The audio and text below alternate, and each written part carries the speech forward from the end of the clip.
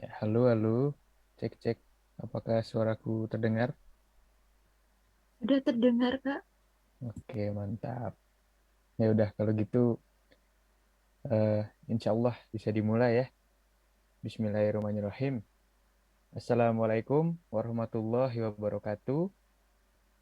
Alhamdulillahirabbil alamin. Wassalamu ala asrofil anbiya wal mursalin wa ala alihi wa sahbihi ajmain amma ba'du.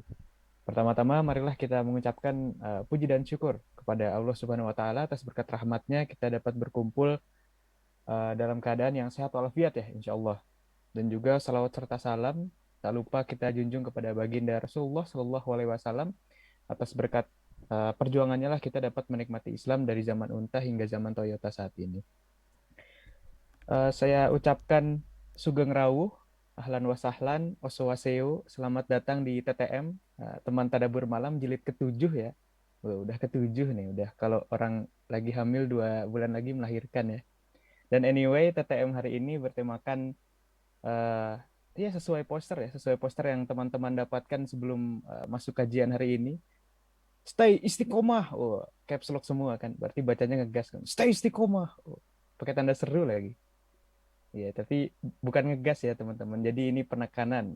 Stay istiqomah walaupun sudah Ramadan berlalu, bukan berarti ibadah kita mengendur, tapi justru kita semakin beristiqomah, semakin meningkatkan ibadah kita. Justru kita mengupgrade diri kita yang lebih dari bulan Ramadan sebelumnya gitu. Udah.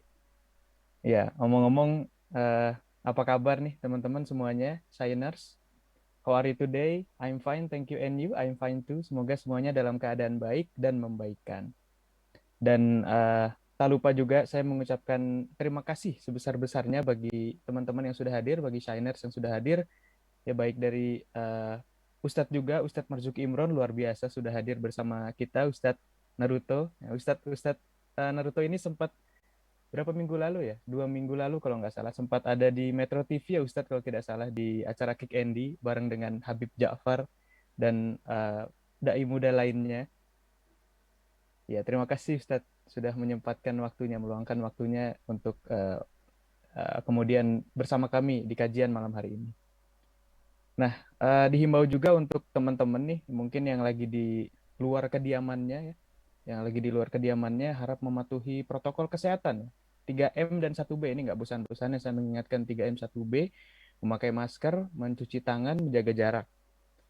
Dan B-nya adalah berdoa ya teman-teman. Jadi ya karena sia-sialah suatu ikhtiar tanpa diiringi dengan tawakal. Jadi 3M plus 1B, jangan lupa dan semoga apa bagi yang mungkin ada di dalam perjalanan, lagi dalam perjalanan semoga ini ya selamat sampai tujuan. Nah, oke. Iya, izinkan saya memperkenalkan diri ya. Dari tadi bercuap-cuap tapi belum memperkenalkan diri emang saya enaknya MC. Perkenalkan nama saya Damar. Saya akan berperan sebagai MC sekaligus moderator ya. Jadi kalau biasanya kalian kuliah atau kerja double device, nah, saya double double apa ini? Double degree ya. Ada MC, moderator. Bayarannya mahal loh ini MC dan moderator ya. Tolong ya ini. Bayarannya mahal ya panitia ya. Saya asli Bandung. Nah, di sini mungkin ada Shiners, teman-teman yang dari Bandung atau daerah lain ya silahkan merespon di kolom chat dong. Ada nggak? Ayo, ayo, ayo.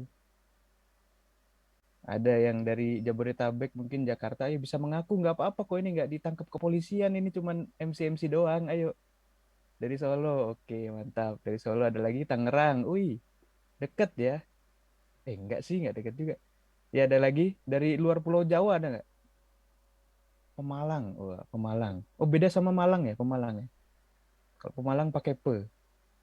Purwokerto, oke oke oke oke banyak ya.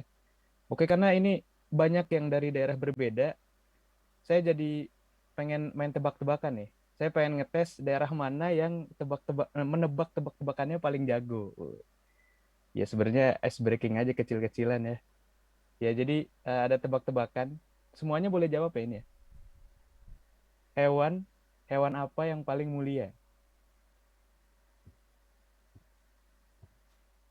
Ya, ayo mungkin dari dari Pemalang, dari Purwokerto, dari Solo, dari Tangerang tadi mau menjawab, buktikan bahwa daerah kalian adalah master tebak-tebakan. Apa coba? Ya silakan, silakan. Nggak tahu Kak, aduh. Iya, jadi ya udahlah ya. Nyerah aja lah ya ceritanya ya. Biar hadiahnya buat saya, semut. Kenapa semut? Apa hablumnya semut dengan mulia? Oke, nggak apa-apa, tapi percobaan yang baik ya. Ya, jadi anggaplah menyerah ya, anggaplah menyerah. Jadi hewan-hewan apa yang paling mulia? Eh, Penguin membanggakan orang tua. Woi, ya gitu ya teman-teman ya. Ya gak seru ya. Ya udah terima aja ya. Pokoknya gitulah hewan-hewan apa yang mulia ya penguin membanggakan orang tua. Oke, langsung aja kita ke agenda selanjutnya. Jadi saya akan membacakan susunan acara. Eh, yang pertama ada pembukaan ya tadi, menyapa teman-teman dan semuanya. Terus juga nanti ada tilawah, ada pembacaan tata tertib, ada penampilan video, diskusi, ada sesi Q&A, closing statement, sesi foto dan penutup. Nah, oke, tanpa kita berlong-long time again ya, kita langsung kepada agenda selanjutnya, yaitu pembacaan tilawah dari Mas Yusron. Ya, waktu dan tempat kami persilahkan Mas Yusron.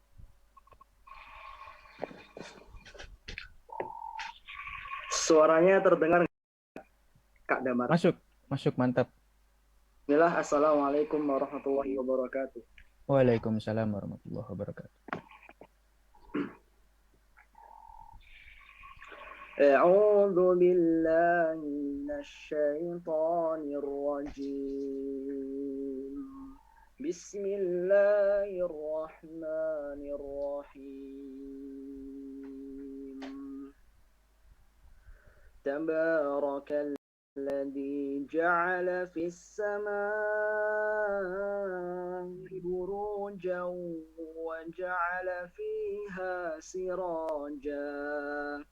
وجعل فيها سراجا وقمرا منيرا وهو الذي جعل الليل والنهار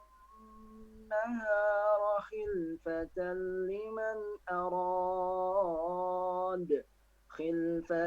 لمن أراد أن يذكر أو أراد شكورا وعباد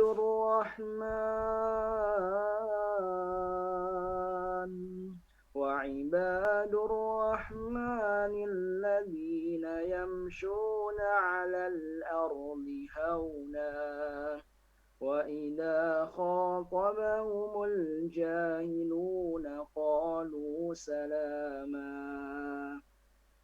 والذين يبيتون لربهم سجدا وقياما والذين يقولون ربنا اصرف عنا عذاب جهنم إن عذابها كان غراما إنها ساءت مستقرا ومقاما والذين إذا أنفقوا لم يسرفوا ولم يقتروا وكان بين ذلك قواما صدق الله العظيم.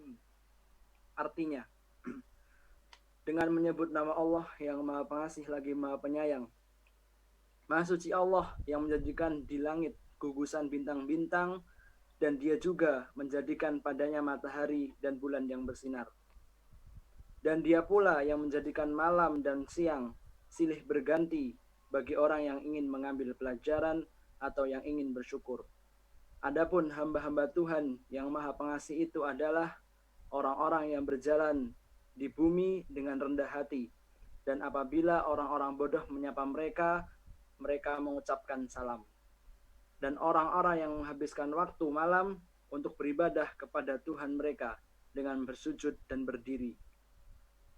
Dan orang-orang yang berkata, Ya Tuhan kami, jauhkanlah azab jahanam dari kami, karena sesungguhnya azabnya itu membuat kebinasaan yang kekal. Sungguh, jahanam itu seburuk-buruk tempat menetap dan tempat kediaman.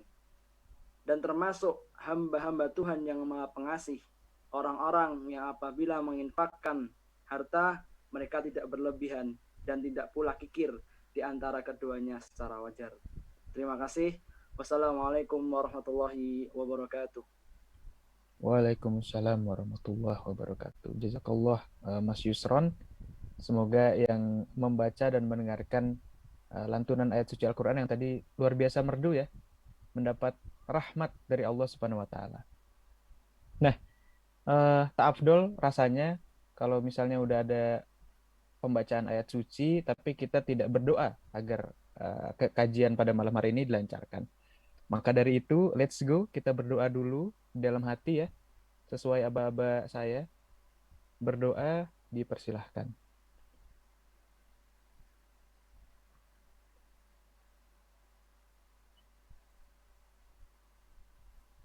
Oke, berdoa dicukupkan. Syik. Ngatur device sebentar ya. Nah. Oke. Mari kita mulai kajian pada malam hari ini dengan Bismillahirrahmanirrahim. Bismillahirrahmanirrahim. Oke, semoga lancar ya. Nah, setelah membaca Al-Quran, setelah kita berdoa, dan tadi Bismillah juga, sekarang kita ke agenda selanjutnya, yaitu pembacaan tata tertib oleh saya. Nah, harap diperhatikan ya semuanya ya. Yang pertama, luruskan niat mengikuti TTM ini karena Allah. Yang kedua, perhatikan adab-adab menuntut ilmu. Ya, jadi tolong diperhatikan posisi duduknya, menyimak dengan baik, mencatat kalau perlu, dan lain sebagainya. Hindari rebahan ya, karena rebahan pangkal ketiduran. Apalagi malam-malam gini kan ya. Terus selanjutnya, selama nanti Ustadz Naruto menyampaikan tadabur, menyampaikan materi, diharapkan kita off mikrofon semuanya ya, biar tidak ricuh ya. Karena kalau rame namanya bukan kajian tapi demonstrasi. Terus off kamera dulu karena ini takutnya nge-lag ya. Jadi harap teman-teman off kamera dulu, tapi jangan khawatir teman-teman. Bagi yang sudah dandan, sudah bersiap-siap untuk kajian hari ini, nanti ada sesi foto. Jadi tidak sia-sia nanti dandannya. Ya, jadi nanti ada sesi foto, tenang aja. Terus selanjutnya nanti ada sesi diskusi. Jadi teman-teman kalau misalnya punya sesuatu yang menjadi unek-unek keresahan, bisa disiapkan dari sekarang untuk nanti saat sesi Q&A dibuka, teman-teman bisa langsung menyampaikan. Bagaimana MC menyampaikannya? Oh, ada dua cara. Jadi cara yang pertama, menuliskan pertanyaan di kolom chat ya. Di kolom chat Zoom, kalian pasti sudah sangat fasih menggunakan Zoom. Ntar bisa langsung saja bertanya, nanti saya yang milih. Selaku moderator ya, bukan MC ya. Nanti peran saya kan ganti tuh. Sekarang MC dulu. Nah, terus yang kedua, kalau misalnya kalian malas ngetik atau takut typo, ya kalian bisa apa namanya ya? On mic. Nah, bisa raise hand, nanti bisa on mic dan berinteraksi langsung dengan Ustadz Naruto dan MC. Bisa langsung menyampaikan pertanyaannya. Nah, oke lah. Ya itu sih, itu aja sih tata tertibnya lah. Nggak usah banyak-banyak ya. Selanjutnya, iya benar ya. Ya, agenda berikutnya adalah pemutaran video. Ya, video BTS dan ABG. Nah, silahkan untuk video, waktu dan tempat kami persilahkan.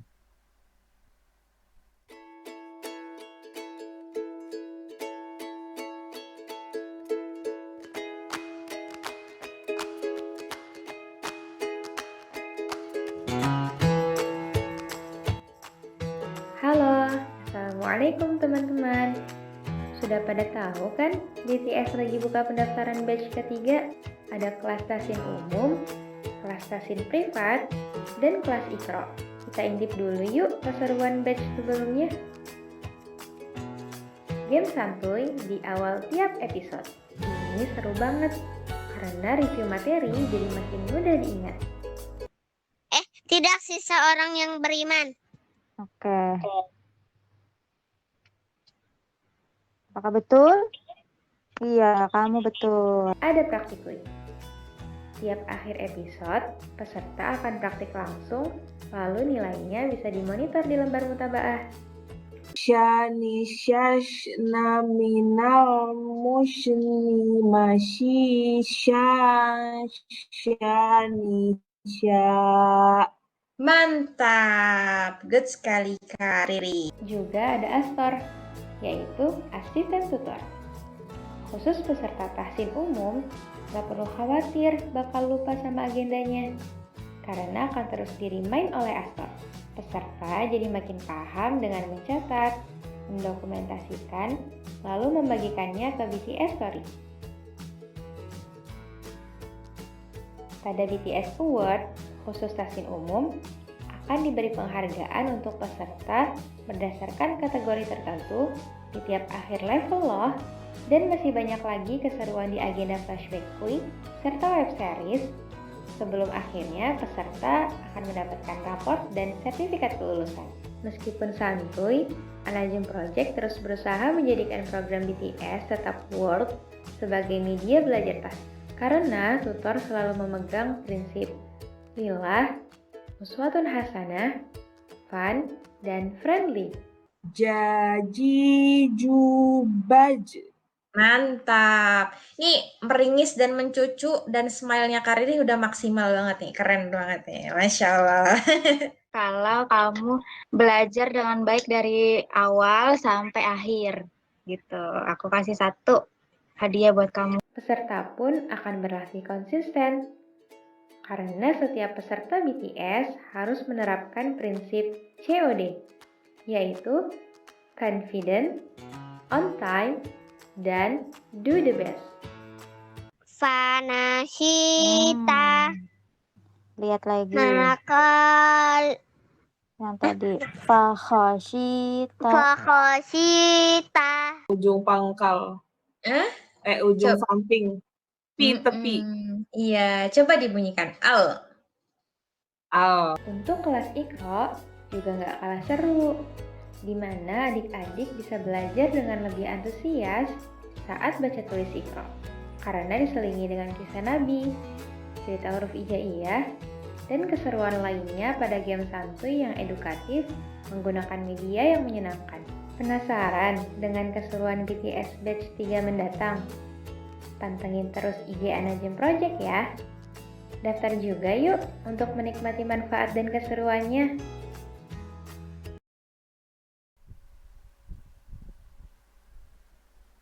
Ya, Masya Allah. Terima kasih. Sudah diputarkan video tadi ya. Ada 2 video. Yang pertama BTS dan juga ada ABG. Nah, apa itu? Ya ini saya coba jelaskan secara menyeluruh dulu ya. Nah, jadi acara hari ini diselenggarakan oleh Anajem Project ya, sekaligus membawahi kegiatan BTS dan ABG tadi. Jadi apa sih itu Anajem Project? Nah, Anajem Project adalah platform dakwah dan media belajar Islam yang millennial-able sesuai Al-Quran dan Sunnah. Nah, ada pula program-program dari Anajem Project, yaitu TTM, Teman Tadabbur Malam. Nah, jadi setiap bulannya akan ada kajian-kajian seperti ini untuk mentadaburi ayat Al-Quran dan kita memaknainya bersama-sama. Terus juga ada ABG, Anajem Berbagi, yang tadi video yang sudah diputarkan. Bagaimana keadaan di Palestina ya, saudara-saudara kita dari agama Islam, dari agama Nasrani dan lain sebagainya yang menjadi korban dari peperangan. Nah, Anajem mengajak kita untuk menyisihkan sedikit banyak harta kita untuk membantu saudara-saudara kita di sana gitu. Nah, terus ada juga SQUI. SQUI ini pakai Q ya, SQUI. Nah, SQUI adalah kependekan dari Shine with Quran, QUI. Nah, jadi SQUI sendiri itu semacam kegiatan yang dilangsungkan pada bulan Ramadan selama kurang lebih 3 minggu. Jadi di dalam situ ada kajian, ada juga tahfiz, menghafal Al-Quran, ada juga tahsin, membaca Al-Quran dan lain sebagainya. Nah, terus juga ada program TOC atau Tadabbur Odoa Challenge. Nah, terus juga ada BTS, belajar tahsin santuy, dan semua program-program yang tadi saya sebutkan itu bisa dikulik-kulik, dicari tahu, di follow up lagi di IG-nya Anajem, yaitu di @anajem.project ya. Projectnya pakai bahasa Inggris ya, jadi CT bukan K. Jadi anajem dot atau titik project. Jadi @anajem.project. Nah, kayak gitu. Dan BTW, BTS ini atau Baca Tasin Santuy lagi open registrasi. Jadi bagi teman-teman yang mau mendalami ilmu atau menyempurnakan lagi bacaannya, mau belajar lagi, ya ada kelas tahsin privat.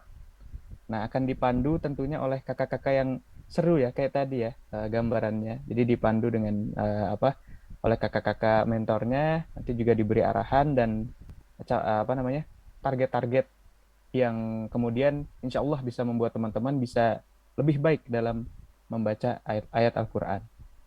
Nah, pendaftarannya gimana nih, Bang MC? Mudah sekali, tinggal mengklik link. Ya, linknya apa? Jadi linknya adalah bit.ly/bts privat.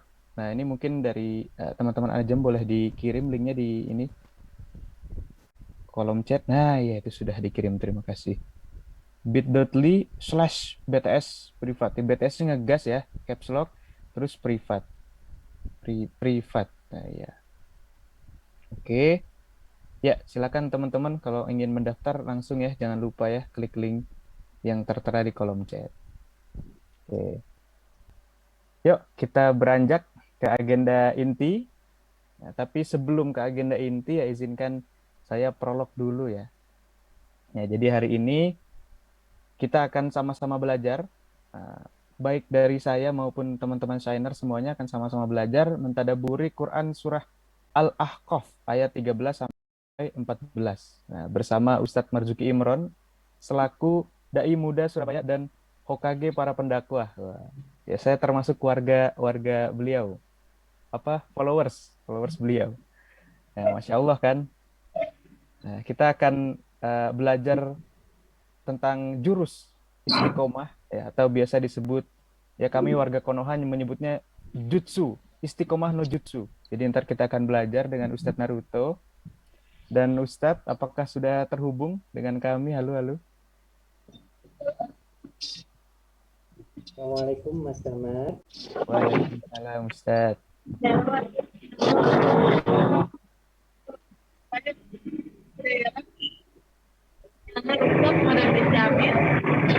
Halo, halo. Ya. Ya, terdengar Ustadz, masuk. Ya, mungkin videonya lancar. Bagaimana Ustadz? Maaf. Video lancar. Video lancar. Terlihat terang benderang dengan buku-buku di belakang Ustadz. Mantap. Oke Ustadz, kalau begitu materi bisa dimulai, waktu dan tempat dipersilahkan. Baik, terima kasih Mas Damar. Bismillahirrahmanirrahim. Assalamualaikum warahmatullahi wabarakatuh. Waalaikumsalam. Alhamdulillahirrahmanirrahim. Wassalamu ala asrafil anbiya mursalin sayyidina Muhammad wa ala alihi wa sahbihi wa sallam ajma'in. A'udzubillahi minasyaitonir rajim. Bismillahirrahmanirrahim. Raditu billahi rabbil islami dina wa bi Muhammadin nabiyya wa rasulah. Rabbi zidni ilma warzuqni fahma. Rabbi israh li sadri wa yassir li amri wahlul 'uqdatam min lisani yafqahu qawli bi rahmatika ya arhamar rahimin. Amin ya rabbal alamin. Alhamdulillahirabbil alamin. Puji syukur kepada Allah Subhanahu wa taala.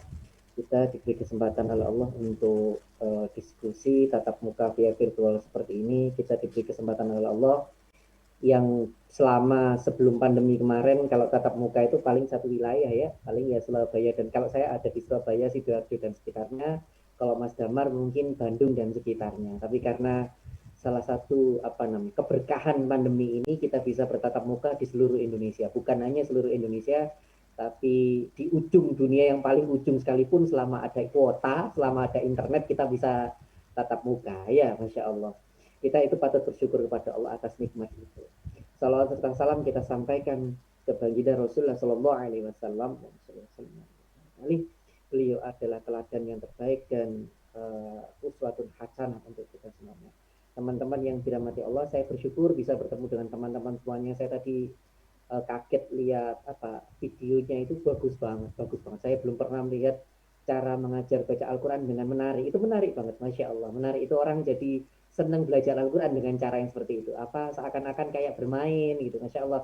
Semoga teman-teman An-Najm ini semakin berkembang ya, semakin anfa'uhum linnas itu ya kayak gitu tadi itu. Nggak harus ceramah di masjid, nggak harus ngajak orang, nggak harus berdakwah, tapi yang model-model begitu itu benar-benar anfa'uhum linnas. Itu bermanfaat bagi orang lain dan membuat orang lain tertarik untuk belajar Al-Quran. Itu benar-benar yang jenengan yang Anda lakukan tadi itu sesuai dengan hadisnya Rasulullah, khairukum man ta'allamul Quran wa ya'lamuhu. Yang terbaik di antara kalian semua adalah yang mengajarkan dan yang mempelajari Al-Quran. Jadi jenengan itu luar biasa, apalagi cara mengajarkannya tadi sangat menyenangkan. Saya tadi itu lihat senang. Dan saya juga tertarik, Masya Allah, terima kasih Mas Damar. Saya aja yang jadi, dari tadi dengerin Mas Damar MC ini saya berulang kali ketawa terbahak-bahak gitu kan ya. Saya catat tadi ada 3 kali Mas Damar ini banyol, kalau bahasa Jawa Timur itu banyol gitu. Saya ketawa ngakak itu, yang binatang apa yang paling mulia gitu kan ya, penguin membahagiakan orang tua, itu saya ketawa terbahak. Ada aja ya. Terus apa tadi, kalau ngaji mic-nya dimatikan supaya nggak rame. Kalau rame bukan ngaji, itu namanya demonstrasi. Ya itu juga saya ketawa ngakak gitu.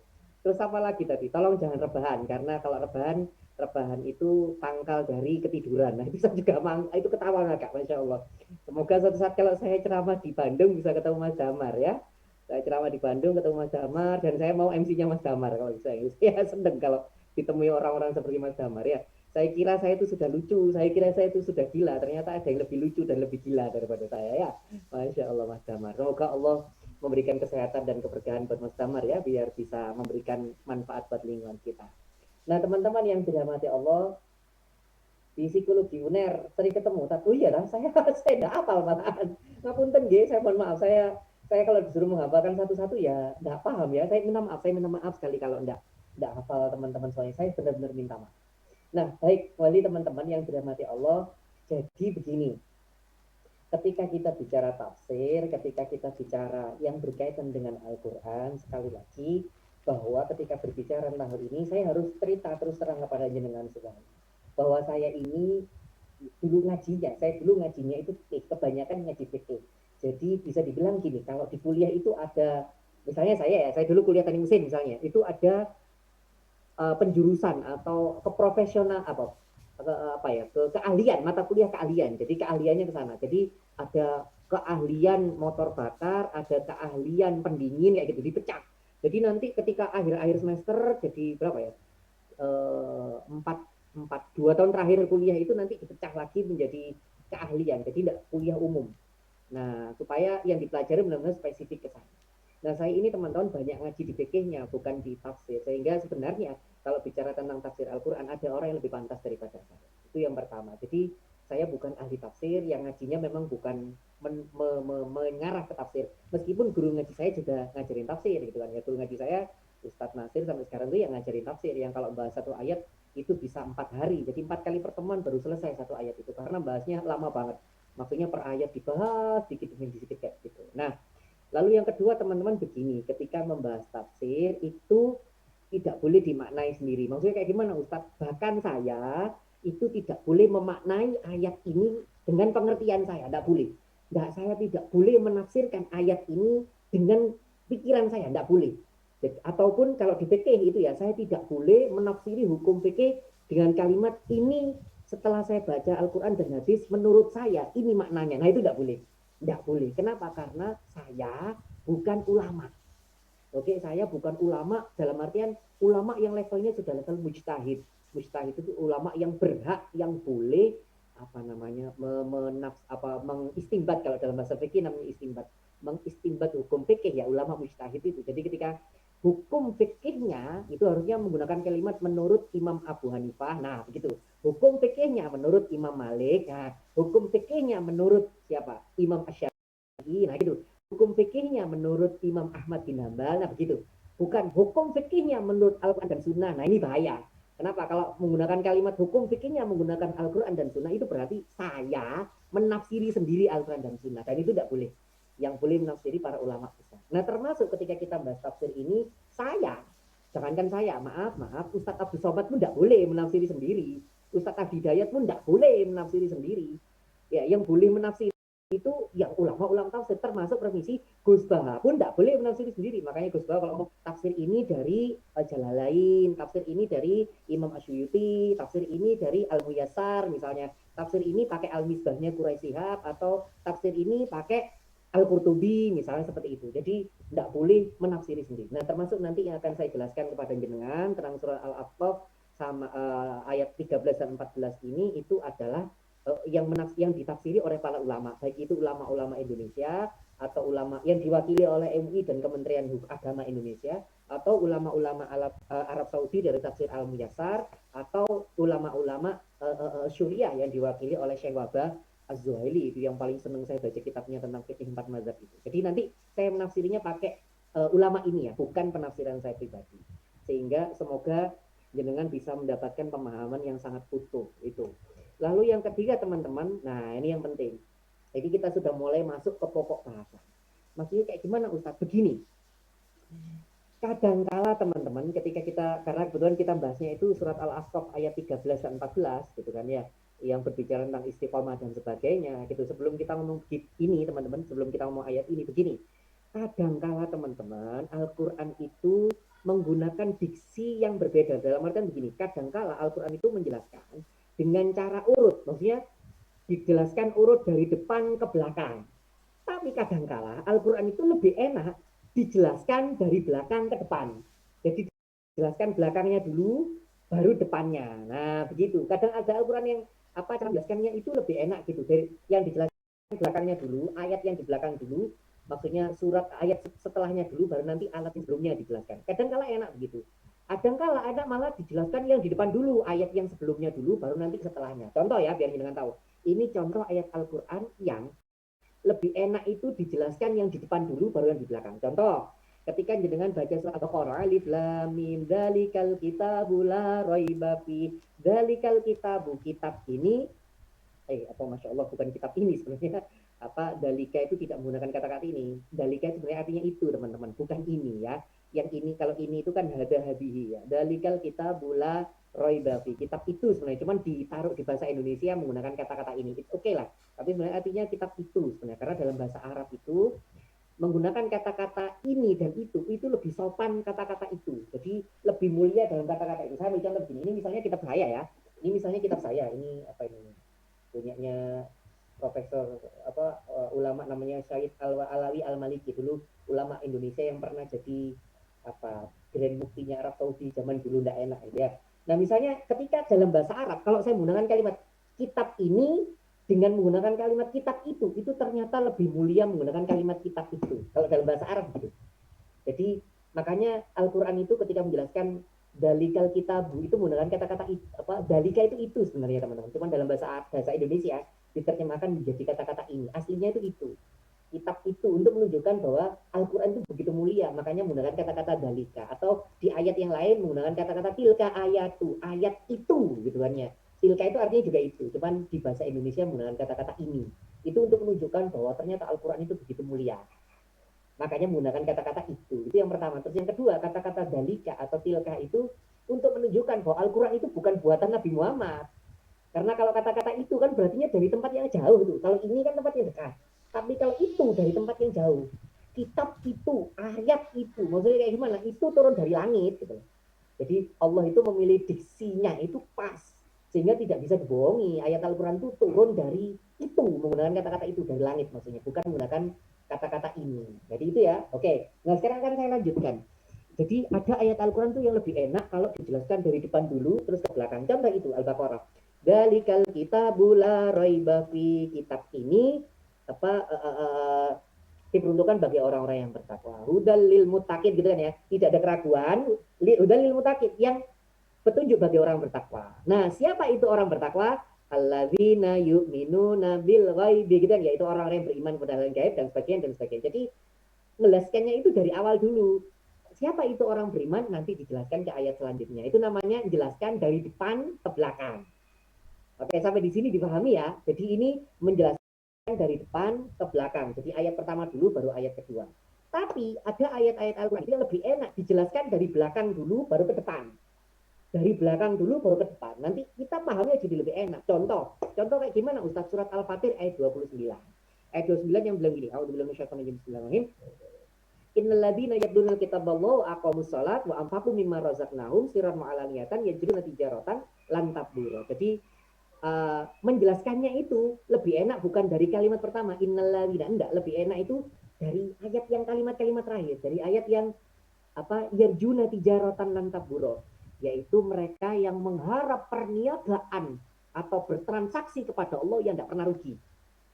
Nah, terus siapa ustadz yang bertransaksi kepada Allah? Siapa ustadz cirinya orang-orang yang mengharap berniaga, yang kalau dagang dengan Allah, baik itu dagang urusan dunia atau urusan akhirat, tidak pernah rugi. Nah, baru balik lagi ke ayat yang paling depan.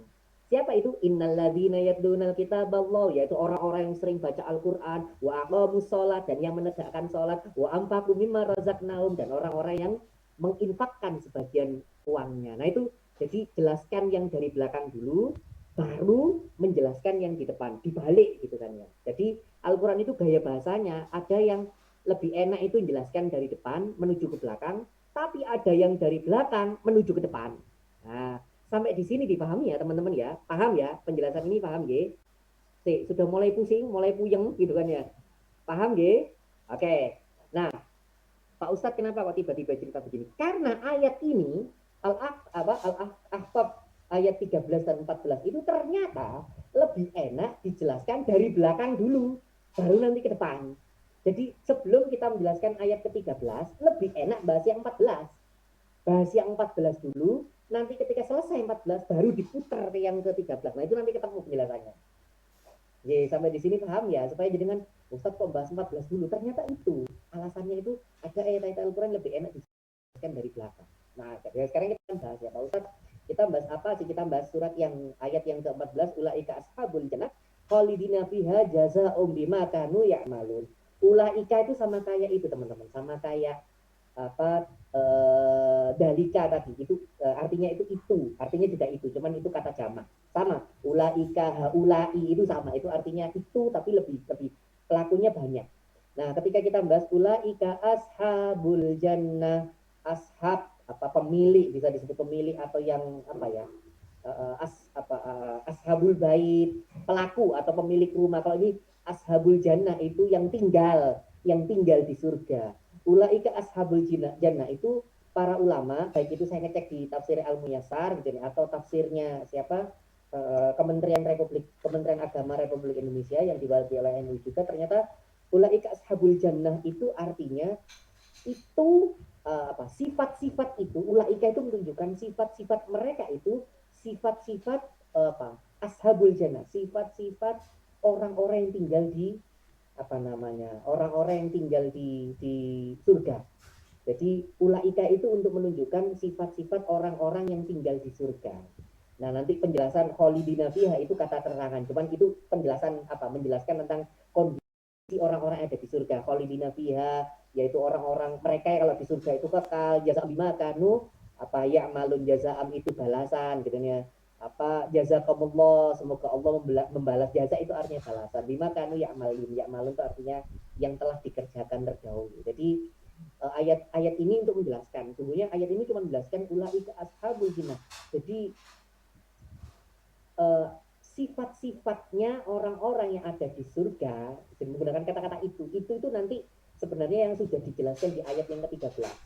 Jadi kalau kita pengen tahu, Ustadz siapa sih ashabul jannah itu? Siapa sih orang-orang yang menurut Allah, menurut Al-Quran itu nanti bakal kekal di surga?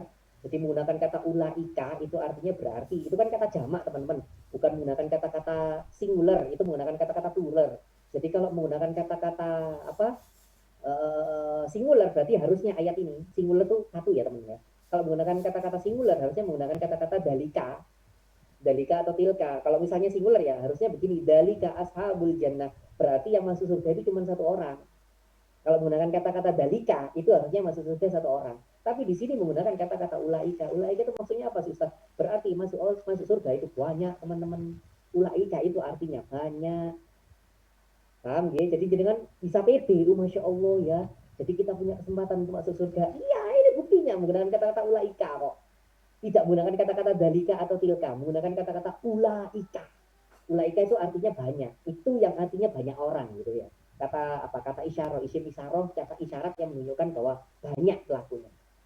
Jadi gitu ya, ulaika itu sesungguhnya sifat-sifat itu, sifat mereka itu, sifat-sifat mereka yang ashabul jannah, yang tinggal di surga. Nah, baru nanti kita akan tahu siapa sih ashabul jannah itu di ayat yang sebelumnya.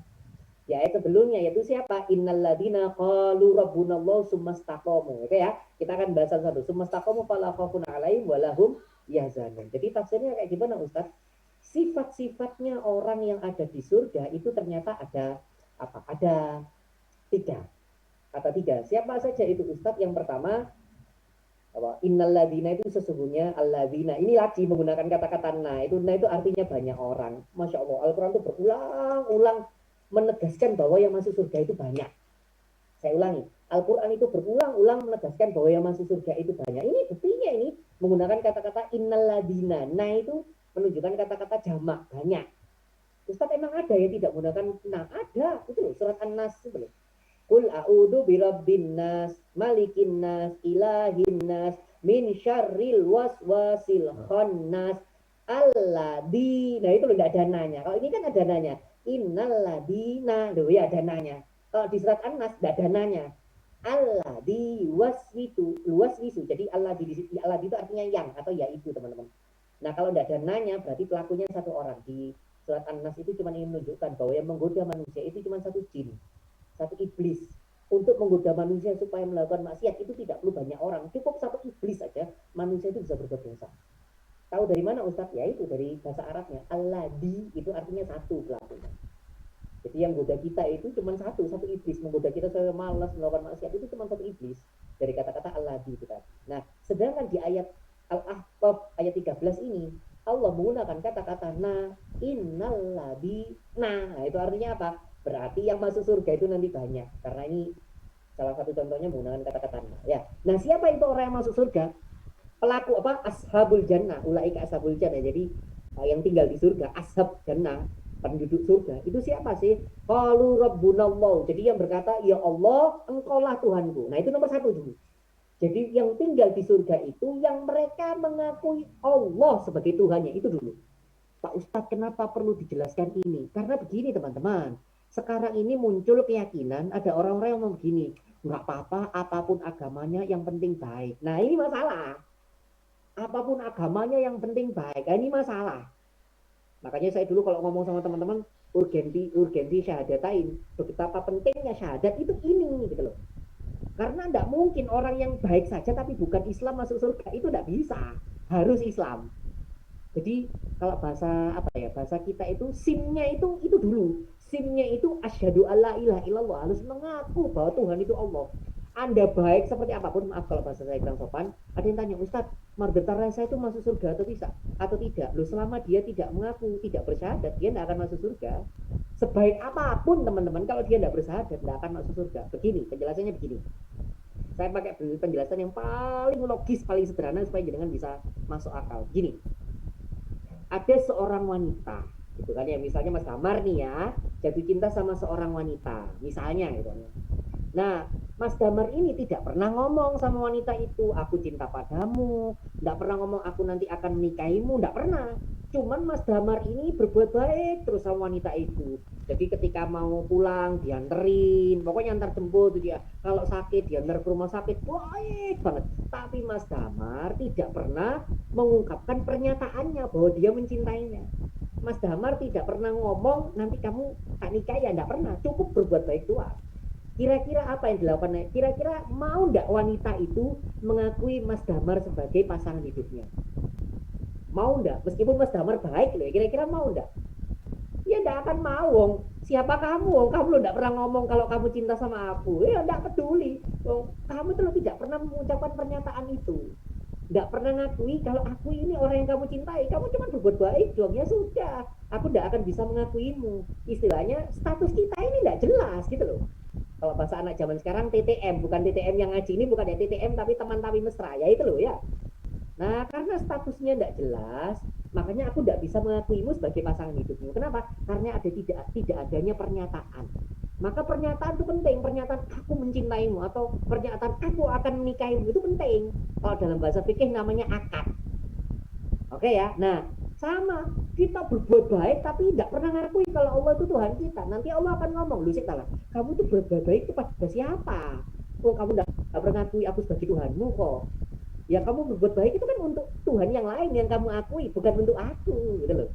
Kata Allah, lu, kamu tidak pernah akad sama aku, tidak pernah pernyataan sama aku, tidak pernah pernyataan bahwa mengakui aku sebagai Tuhanmu, maka tidak bisa sebaik apapun kamu, aku mengakuimu sebagai hambaku, tidak bisa. Makanya di surat Al-Ahqaf ayat 13 ini siapa itu penghuni surga, yaitu tadi innalladzina qalu rabbunallahu, yaitu orang-orang yang mengaku ya Rabb, engkaulah Allah Tuhan itu. Jadi nomor satu teman-teman, penghuni surga itu sudah pasti mereka yang bersyahadat. Jadi kalau tidak syahadat tidak bisa masuk surga. Nah itu ya teman-teman ya, itu makna pertama dari Rabbunallahu. Jadi makna pertama ayat ini itu bahwa yang masuk surga hanya orang yang mengakui Allah sebagai Tuhan. Lalu yang kedua, siapa lagi orang yang penghuni surga? Cirinya penghuni surga itu yang kedua apa Ustaz? Sumastaqamu. Apa itu sumastaqamu? Setelah dia mengaku ya Allah engkaulah Tuhanku, baru ada kata-kata sumastaqamu dan beristiqomah atas kalimat itu tadi. Istiqomah itu apa Ustaz? Istiqomah itu berpendirian teguh, enggak goncang, pokoknya Allah Tuhanku, titik. Nah gitu. Sebenarnya Ustaz, itu kan dari kalimat Ustaz. Makna prakteknya sumastaqamu itu kayak gimana Ustaz? Nah itu prakteknya adalah teman-teman ketika jenengan seringkali dengar himbauan atau nasihat ini dari para khotib Jumat. Prakteknya sumastaqamu itu sering diucapkan khotib sholat Jumat. Apa itu Ustaz? Ya ayyuhalladzina amanu ittaqullah, gitu kan ya. Ittaqullah haqqa tuqati, bertakwalah kepada Allah dengan sebenar-benar takwa. Ayat terakhirnya, wala tamutunna illa wa antum muslimun, dan jangan kamu mati kecuali dalam keadaan Islam. Nah itu istiqomah itu. Istiqomah itu jenengan berpegang teguh, ya apa caranya matinya kudu Islam, titik.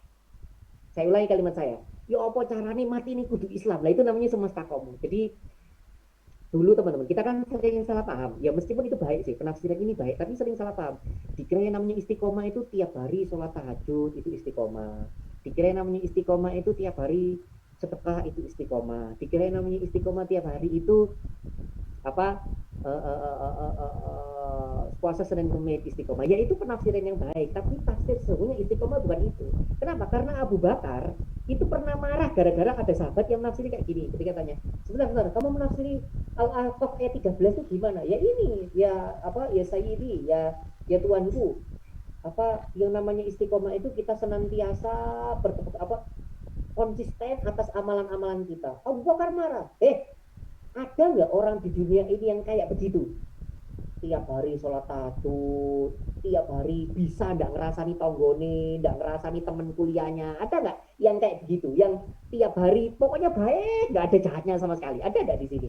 Teman-teman ada nggak di sini yang tiap hari baik mulu, nggak ada jahatnya sama sekali? Ada nggak? Ayo saya tanya, ada nggak? Ada nggak di sini yang tiap hari baik, nggak pernah jahat? Itu ada nggak di sini? Ayo saya tanya, ada nggak di sini yang tiap hari baik, nggak pernah jahat, gitu kan ya? Nggak pernah ngerasani orang, gitu kan ya? Nggak pernah marah-marah gitu kan ya, nggak pernah misuh gitu kan ya, nggak pernah gregetan sampai tonggone, itu ada nggak di sini yang kayak gitu? Ayo ono nggak? Nggak ada Ustaz. Jangan itu ya teman-teman, jangan itu. Saya nonton drakor aja, ini, saya barusan nonton Vincenzo, baru tadi siang saya nonton episode terakhir ya, karena Ramadan kemarin nggak boleh. Lah masuk Ramadan kan nonton drakor gitu. Nah ini setelah selesai Ramadan menghabiskan drakor saya baru nonton episode terakhir tadi 20 itu ya tadi Vincenzo 20, Masya Allah ya, Vincenzo Casano ya. Jadi saya nonton drakor aja, bahkan tokoh yang antagonis, yang jahat sekalipun itu bisa berubah jadi baik loh. Siapa itu si tokohnya, siapa adiknya si penjahatnya itu kan akhirnya berubah jadi baik kan endingnya itu. Saya nonton mau tuh drakor, mau nonton ya Ustadz ini yang komen mesti penggemar drakor ya, ini drakor fans ini mesti ya. Anda nonton apa saja Mbak, ini Mbak Puspayani, nonton apa saja ya? Vincenzo, Penthouse season 2. Nah kalau Anda nonton Penthouse drama Dajjal itu nggak usah ditonton ya, itu drama Dajjal ya, isinya berantem. Oh enggak Ustadz ya, terus nontonnya apa Anda selain Vincenzo? Apa? Vincenzo aja, oh ya. True Beauty sudah nonton, True Beauty, drama unyu-unyu itu kan ya. Ada yang komen, enggak Ustadz saya enggak pernah nonton drakor. Apa nontonnya? Ikatan Cinta. Ya sudah ya, enggak apa-apa ya, Ikatan Cinta lah, oke lah ya, enggak apa-apa gitu ya. Nah jadi kata Abu Bakar, yang namanya istiqomah itu bukan itu. Kata Abu Bakar itu enggak. Kalau Anda mendefinisikan istiqomah itu tiap hari beramal baik, ya enggak ada di dunia ini yang seperti itu. Kalau Anda ngomong istiqomah, memang itu arti yang maksudnya gini, makna yang sangat bagus, benar itu bagus. Tapi makna sebenarnya istiqomah bukan itu. Kata Abu Bakar, istiqomah adalah ketika Anda meninggal, meninggalnya dalam keadaan Islam, ya itu istiqomah. Anda berusaha supaya meninggal dalam keadaan Islam, itu istiqomah. Wala tamutunna illa wa antum muslimun itu kata Abu Bakar itu begitu. Memaknai istiqomah adalah Anda berusaha supaya meninggalnya tetap dalam keadaan Islam. Makanya Rasulullah ketika dapat ayat ini itu keringetan kayak sekarang ini, dahinya itu keringetan, Mas, Mbak. Jadi Rasulullah ketika dengar mendapat firman itu, turun wahyu ini, Rasulullah itu langsung wajahnya agak pucat terus keringetan. Karena beliau tahu betul untuk meninggal dalam keadaan Islam itu susah. Untuk meninggal dalam keadaan Islam itu susah. Begini. Saya minta maaf kalau kalimat saya kurang sopan. 2006 itu saya ngaji sama Ustadz Masyud. Ustadz Masyud itu ahli kristologi Jawa Timur ya. Beliau muridnya, aduh Masya Allah, siapa sih dulu yang terkenal itu? Ahli kristologi, sudah meninggal beliau, sepuh. Saya dulu pernah ikut ngaji beliau ketika beliau datang ke Surabaya. Aduh Masya Allah. Lupa. Dulu ada sebelum Ustadz Masyud itu ada ahli kristologi Indonesia. Saya lupa namanya. Ustadz Masyud itu muridnya beliau. Ketika saya dulu ngaji 2006 itu saya rutin ikut ngajinya beliau di Al-Akbar dulu setiap hari, setiap Jumat habis maghrib itu mesti beliau dulu. Beliau cerita ada seorang hafidoh, jadi dia murid anaknya kiai, Ning lah ya, kalau kiai kan kita nyebutnya Ning. Ada seorang Ning hafidoh Quran itu menikah dengan mantan pendeta. Jadi dia pendeta masuk Islam. Jadi ketika menikah, 3 bulan setelahnya, ini malah Hafido ini keluar dari Islam. Si suaminya itu ternyata cuma pura-pura, akhirnya balik lagi ke agamanya, dan si Hafido ini keluar dari Islam. Bayangkan Mbak, anaknya kiai, Hafido, itu keluar loh dari Islam. Jadi jangan, waduh Ustaz saya Islam kok, insya Allah nanti saya meninggalnya Islam. Belum tentu. Itu yang Hafido saja itu loh, Hafido itu anaknya kiai, itu bisa keluar dari Islam. Nah kita yang tidak hafal Al-Quran kok sok-sokan saya nanti meninggalnya tetap Islam Ustaz, belum tentu. Makanya kan kita selalu berdoa Allahumma inna nas'aluka salamatan fid din, ya Allahumma inna nas'aluka husnul khatimah, ya Allah masukkanlah aku dalam golongan orang-orang yang husnul khotimah, meninggalnya dalam keadaan yang terbaik, meninggalnya dalam keadaan Islam. Kenapa doa kita selalu seperti itu? Karena kita tidak tahu nanti itu meninggalnya seperti apa. Apakah kita tetap dalam keadaan Islam? Jadi makna sumestakomu itu artinya jenengan itu beristiqomah, ya apa carane nanti meninggalnya pokoknya kudu Islam. Nah, paham ya? Sampai di sini paham ya? Jadi semestakomu itu kita berupaya supaya kita meninggalnya dalam keadaan Islam. Gimana Ustadz? Ya kalau gini, kita itu kan meninggal sesuai dengan kebiasaan kita. Kalau kebiasaan kita nyanyi, ya ada yang mengatakan nanti ya meninggalnya dalam keadaan nyanyi gitu loh. Kalau kita kebiasaan tiktokan, itu nanti meninggalnya dalam keadaan tiktokan. Rata-tata, gitu kan ya langsung mati ya kebiasaan tiktokan. Atau ada kebiasaannya, apa misalnya, demonstrasi, wah, ya meninggalnya dalam keadaan demonstrasi, bisa jadi seperti itu. Nah, kalau Anda kebiasaannya baca Quran, kebiasaannya misalnya sholawatan, yang meninggalnya dalam keadaan sholawatan, dan sebagainya.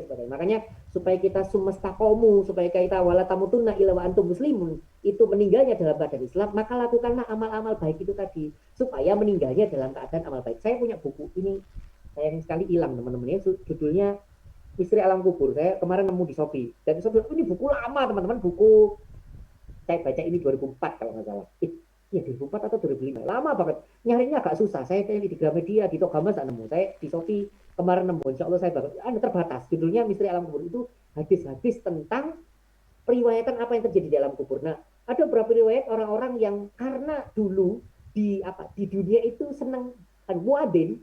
Jadi dia itu orang yang sering adzan di masjid, itu ternyata setelah meninggal itu ada beberapa riwayat yang sahabat itu ternyata mendengarkan di alam kuburnya itu terdengar adzan.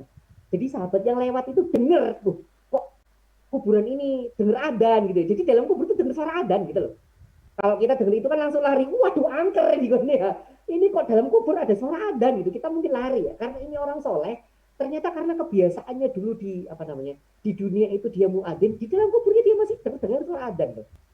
Nah bayangkan kalau jenengan itu rajin sholawatan, ya itu meninggalnya di dalam kubur dia bersolawat. Luar biasa kan ya. Makanya jok TikTokan aja. Ya nggak apa-apa, TikTok kan boleh, tapi jangan selawatannya hilang gitu kan ya. Selawat itu penting, zikir penting, baca Quran penting ya. Kalau TikTok kan silakan, boleh-boleh aja ya. Silakan, tapi jangan lupakan yang sunnah-sunnah itu tadi. Jadi itu kembali ya, sumastakomu, maksudnya sumastakomu itu kita disuruh istiqomah, artinya apa? Wala tamutunna illa wa antum muslimun tadi. Kita disuruh supaya ketika meninggalnya itu, ya apa caranya kita meninggal dalam keadaan Islam? Dengan cara gimana? Setiap hari kita melakukan amalan-amalan baik, supaya meninggalnya dalam keadaan amalan baik. Ya, paham ya? Jadi tafsir yang pertama, orang yang penghuni surga, ashabul jannah di ayat yang 14. Itu siapa?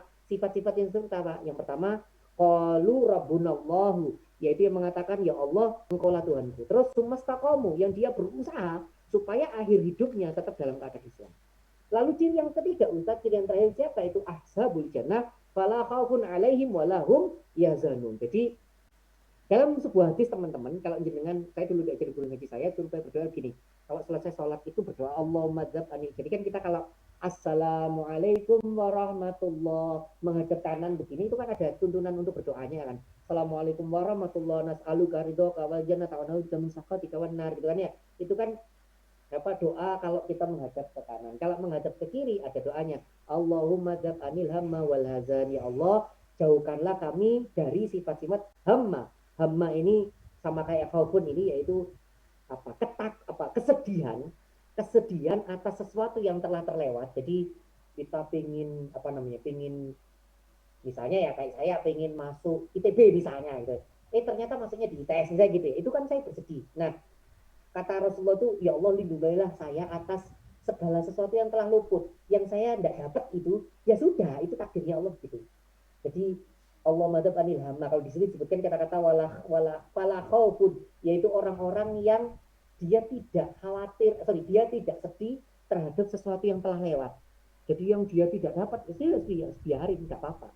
Nah, walahum yahzanun, kayak doanya Rasulullah tadi, Allah madhab anil hamma wal hazan, sama walahum yahzanun. Artinya apa? Orang yang tidak khawatir terhadap apa yang terjadi di masa depan. Jadi nanti di masa depan kayak gimana itu tidak takut. Kenapa? Ya karena dia sudah dia sudah iman kepada Allah itu tadi. Jadi salah satu cirinya ashabul jannah adalah, yang ketiga adalah orang yang tidak sedih terhadap sesuatu yang tidak dia dapat.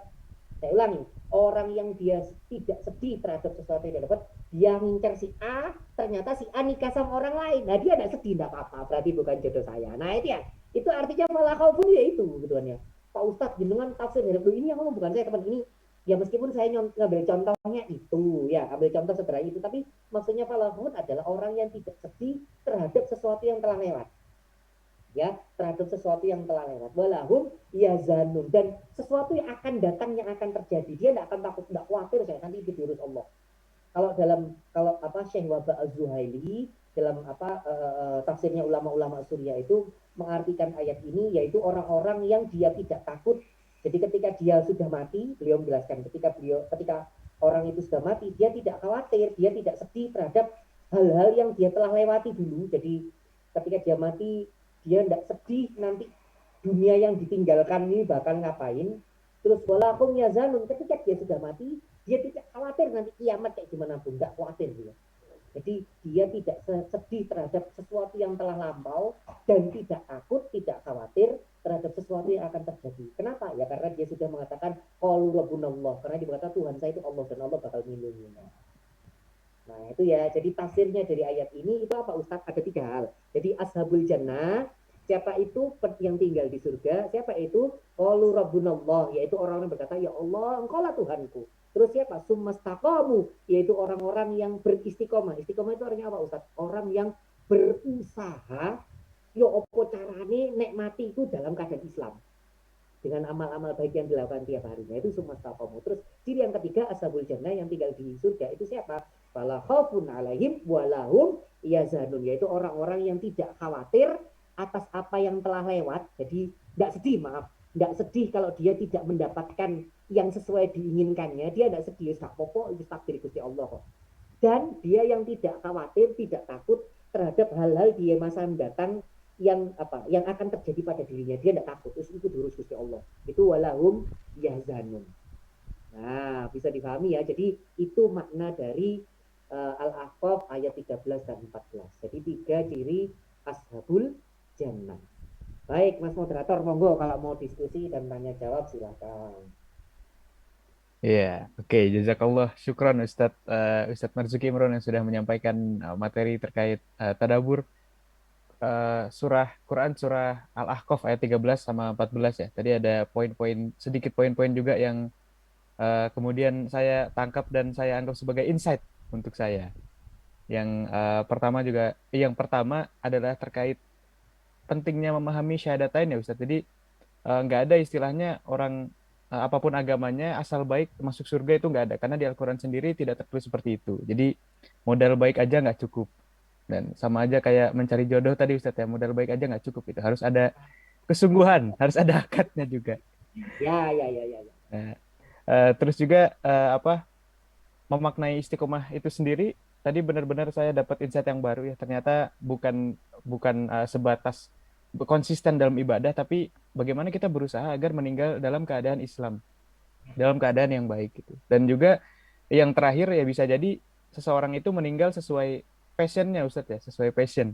Jadi misalnya suka suka TikTok, tiba-tiba pas meninggal nanti dalam keadaan TikTok khotimah kan kita tidak tahu. Nah makanya mungkin pesan terbaiknya ya kita perbanyak kebiasaan baik itu sampai-sampai hal-hal buruk kita itu tertutupi oleh kebaikan itu gitu, oleh kebiasaan kita yang baik. Masya Allah dari Ustadz Naruto. Nah dari teman-teman mungkin ada yang mau didiskusikan, ada yang mau ditanyakan. Nah, saya sendiri sebenarnya ada pertanyaan Ustadz ini, tapi dari teman-teman dulu deh. Saya sebenarnya punya hak veto untuk bertanya duluan, tapi ini saya tahan-tahan nih teman-teman. Silakan teman-teman dulu. Ya, adakah bisa resen atau ngisi di kolom chat ya, ngetik di kolom chat. Saya hitung 3 sampai 1 ya, kalau nggak ada saya duluan ya. 3, 2, 1. Oke, saya dulu. Oke, saya dulu aja Ustadz ya. Jadi tadi menarik sih, ada poin di mana Ustadz Marzuki bilang di awal bahwa jangan kita menafsirkan ayat Al-Quran itu sendiri gitu. Jadi langsung baca artinya dan langsung mengartikannya. Nah, tapi boleh nggak sih, Ustadz, kalau misalnya ayat tertentu itu kita jadiin pencerah bagi diri kita gitu. Karena kita baca artinya. Dan misalnya dalam kasus saya. Nah, saya ini jujur, Ustadz, dulu saya pernah dalam keadaan terjauh dari Tuhan. Dalam artian, ya saya malas ibadah dan lain sebagainya gitu. Karena ya banyak pertanyaan-pertanyaan yang berkecamuk di kepala saya ya. Salah satu contohnya adalah bagaimana kehidupan sebelum Tuhan gitu. Terus ada lagi pertanyaan, kan Allah ini pencipta alam semesta gitu. Nah, apakah di luar bumi ada juga kaum yang berpegang teguh pada Al-Quran dan Sunnah, dan itu seperti apa? Apakah diceritakan dalam Al-Quran juga gitu, dan lain sebagainya gitu. Ini pertanyaan-pertanyaan itu menghantui saya sampai akhirnya saya stres sendiri gitu, stres sendiri. Terus juga ada pertanyaan yang mungkin agak konyol ya, tetapi ya udah ini kenyataannya gitu. Saya pernah bertanya-tanya kayak gini. Kan ada yang namanya siksa kubur ya, Ustaz ya. Siksa kubur. Nah, kalau saya meninggalnya di laut, apakah jadi siksa laut gitu? Maksudnya apakah berubah atau gimana gitu hukumnya Ustaz? Nah, kayak gitu Ustaz. Ada pertanyaan-pertanyaan aneh kayak gitu. Nah, sampai akhirnya saya membaca surat Al-Maidah ayat 48 yang artinya kurang lebih saya baca seperti ini. Oh ya, saya juga pernah bertanya-tanya kayak gini. Kalau misalnya Allah itu memang maha esa, maha kuat, maha perkasa, kenapa umat itu nggak dijadiin satu agama aja gitu, agama Islam aja? Kenapa jadi banyak, ada Kristen, ada Hindu, Buddha dan lain sebagainya gitu? Kenapa gitu? Kenapa dipisah-pisah gitu? Kalau misalnya emang Tuhan maha perkasa gitu. Nah, terus di Al-Maidah 48 kurang lebih ada arti yang seperti ini, Ustaz. Nah, ini mungkin kalau saya salah nanti tolong dikoreksi, Ustaz ya. Kalau Allah menghendaki, niscaya kamu dijadikan satu umat saja. Tetapi Allah hendak menguji kamu terhadap karunia yang telah diberikannya kepadamu. Maka berlomba-lombalah berbuat kebajikan. Nah, terus ada ayat lanjutannya juga. Hanya kepada Allah kamu semua kembali. Lalu diberitahukannya kepadamu terhadap apa yang dahulu kamu perselisihkan. Nah, setelah membaca ayat ini, saya jadi pertanyaan-pertanyaan saya yang sebelumnya berkecamuk itu jadi terjawab, Ustaz. Saya jadi tercerahkan, kayak meskipun saya nggak mendapat jawaban dari pertanyaan-pertanyaan itu sekarang, tapi at least paling enggak saya tahu gitu, kalau misalnya Allah ini tahu saya sedang bertanya-tanya gitu. Bahkan Allah itu berfirman seperti itu gitu. Hanya kepada Allah kamu semua kembali, lalu diberitahukannya kepadamu terhadap apa yang dahulu kamu perselisihkan. Artinya di sini saya merasa saya dijanjikan jawaban gitu nanti suatu saat gitu, mungkin di alam alam akhirat dan seterusnya gitu. Nah, saya mengartikannya seperti itu. Nah, saya menganggap ayat Al-Maidah ayat 48 itu sebagai pencerah bagi saya dalam beristiqomah, dalam beribadah dan berbuat kebaikan. Apakah boleh seperti itu, Ustaz? Terima kasih. Baik, Masya Allah, Mas Tamarnya luar biasa. Pertanyaan jenengan itu luar biasa. Karena ini pertanyaan bukan yang teori harus ini enggak, tapi ini pertanyaan dari pengalaman hidup yang kita akhirnya ada ambil hikmah dari pengalaman hidup itu. Jadi begini, Ustadz boleh nggak sih kita baca terjemah atau tafsirnya Al-Quran, terus kita maknai itu seperti ini. Jadi begini, ketika Anda membaca terjemah Al-Quran atau tafsirnya Al-Quran itu, lalu Anda jadikan sebagai bahan motivasi, itu boleh. Saya ulangi kalimat saya. Ketika Anda membaca terjemah Al-Quran atau tafsir Al-Quran, terus Anda jadikan itu bahan motivasi, boleh. Satu ya. Tapi kalau Anda meyakini bahwa tafsir Anda itu yang benar, ketika Anda menafsiri, membaca itu terus meyakini bahwa itu yang benar, nah itu yang tidak boleh. Ya, paham bedanya ya. Kalau Anda jadikan itu sebagai motivasi, itu silakan. Tapi kalau menganggap bahwa penafsiran yang Anda tafsiri sendiri itu sebagai sesuatu yang benar, itu yang tidak boleh. Paham ya? Sampai di sini paham bedanya ya. Jadi menjadikan ayat atau hadis itu sebagai motivasi buat diri kita, itu boleh. Tapi kalau menafsiri bahwa penafsiran itu benar, itu yang tidak boleh. Saya ambil contoh gini.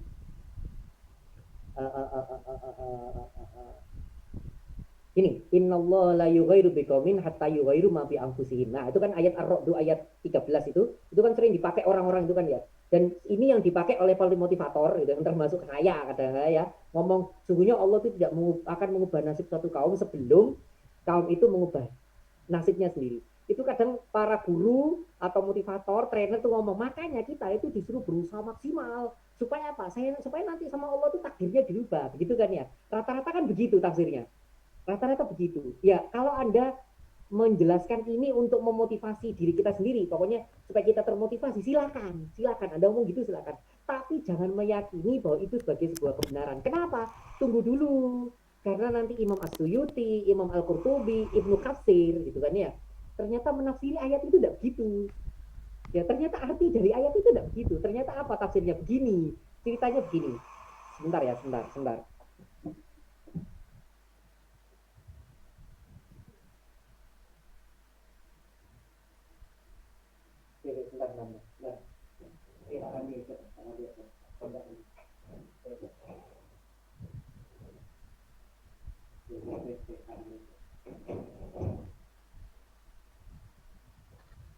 Ya, teman-teman boleh sambil dipersiapkan pertanyaannya ya, sambil mungkin ada yang ngopi, seruput-seruput kopi, minum-minum. Ya, boleh ya, silahkan. Bisa dikirim di kolom chat atau sambil raise hand. Nanti setelah ini bisa.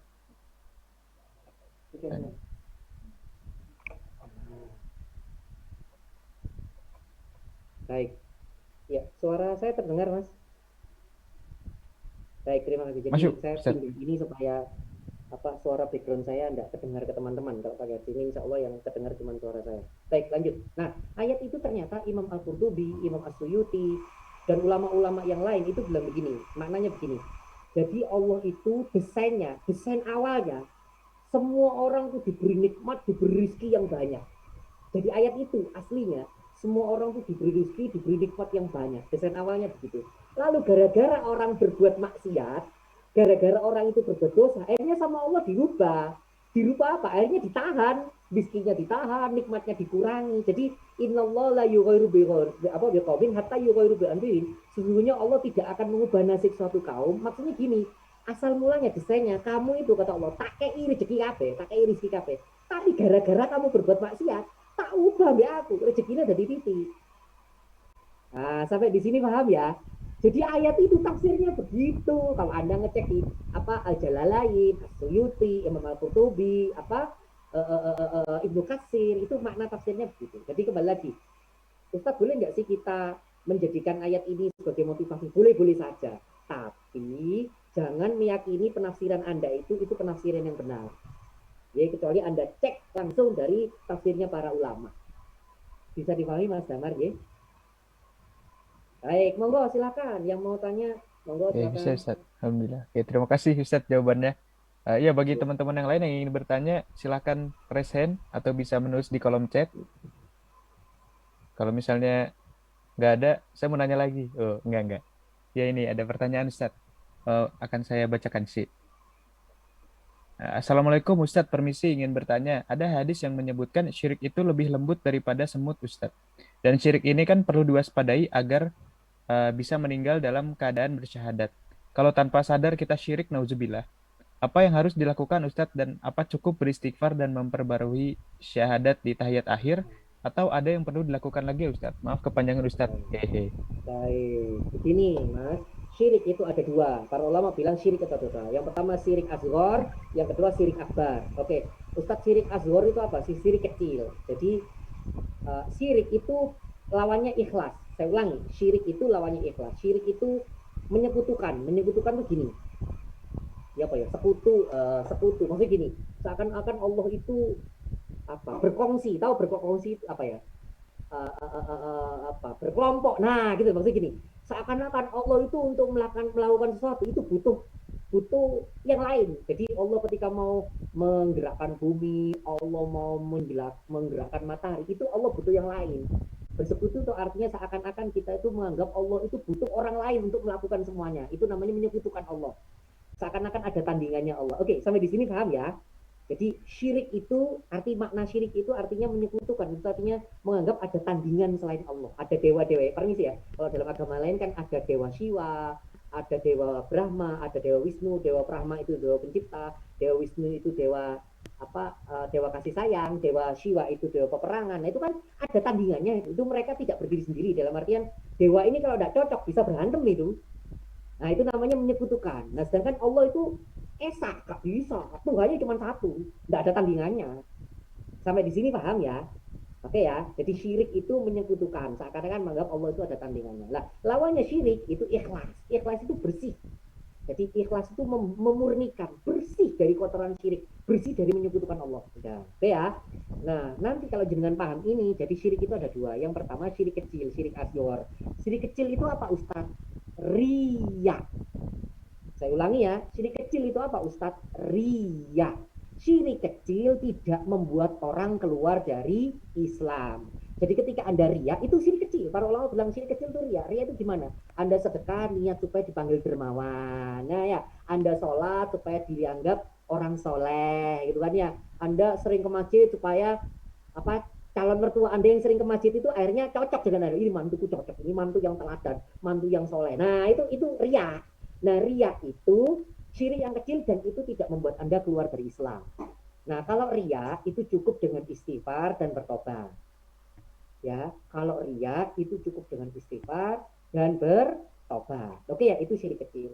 Lalu ada yang namanya syirik besar. Apa itu Ustadz syirik besar? Syirik besar ya itu tadi menyekutukan Allah. Menyekutukan Allah. Ustadz, terus gimana Ustadz? Kalau kita tidak sengaja dan sengaja dalam hukum fikih, segala sesuatu yang tidak sengaja itu tidak dihukumi. Saya ulangi kalimat saya. Segala sesuatu yang tidak sengaja tidak dihukumi meskipun itu buruk. Oke ya. Apa namanya? Saya misalnya nampar itu kan buruk ya, nampar orang buruk. Nah, sebenarnya saya itu lagi olahraga gini, terus ada orang lewat ketampar, pak gitu kan ya. Nah itu kan tidak sengaja. Ya tidak kena hukum dosa, wong tidak sengaja kok. Meskipun itu perbuatan buruk. Saya ulangi lagi, nampar itu perbuatan buruk. Tapi karena saya tidak sengaja lagi olahraga, lagi tai chi begini ya, lagi mengumpulkan cakra gitu kan ya. Cakra alam, kalau katanya Son Goku itu cakra alam gitu. Terus tidak sengaja nampar orang. Nah itu perbuatan nampar itu buruk, tapi karena tidak sengaja tidak dihukumi dosa. Oke?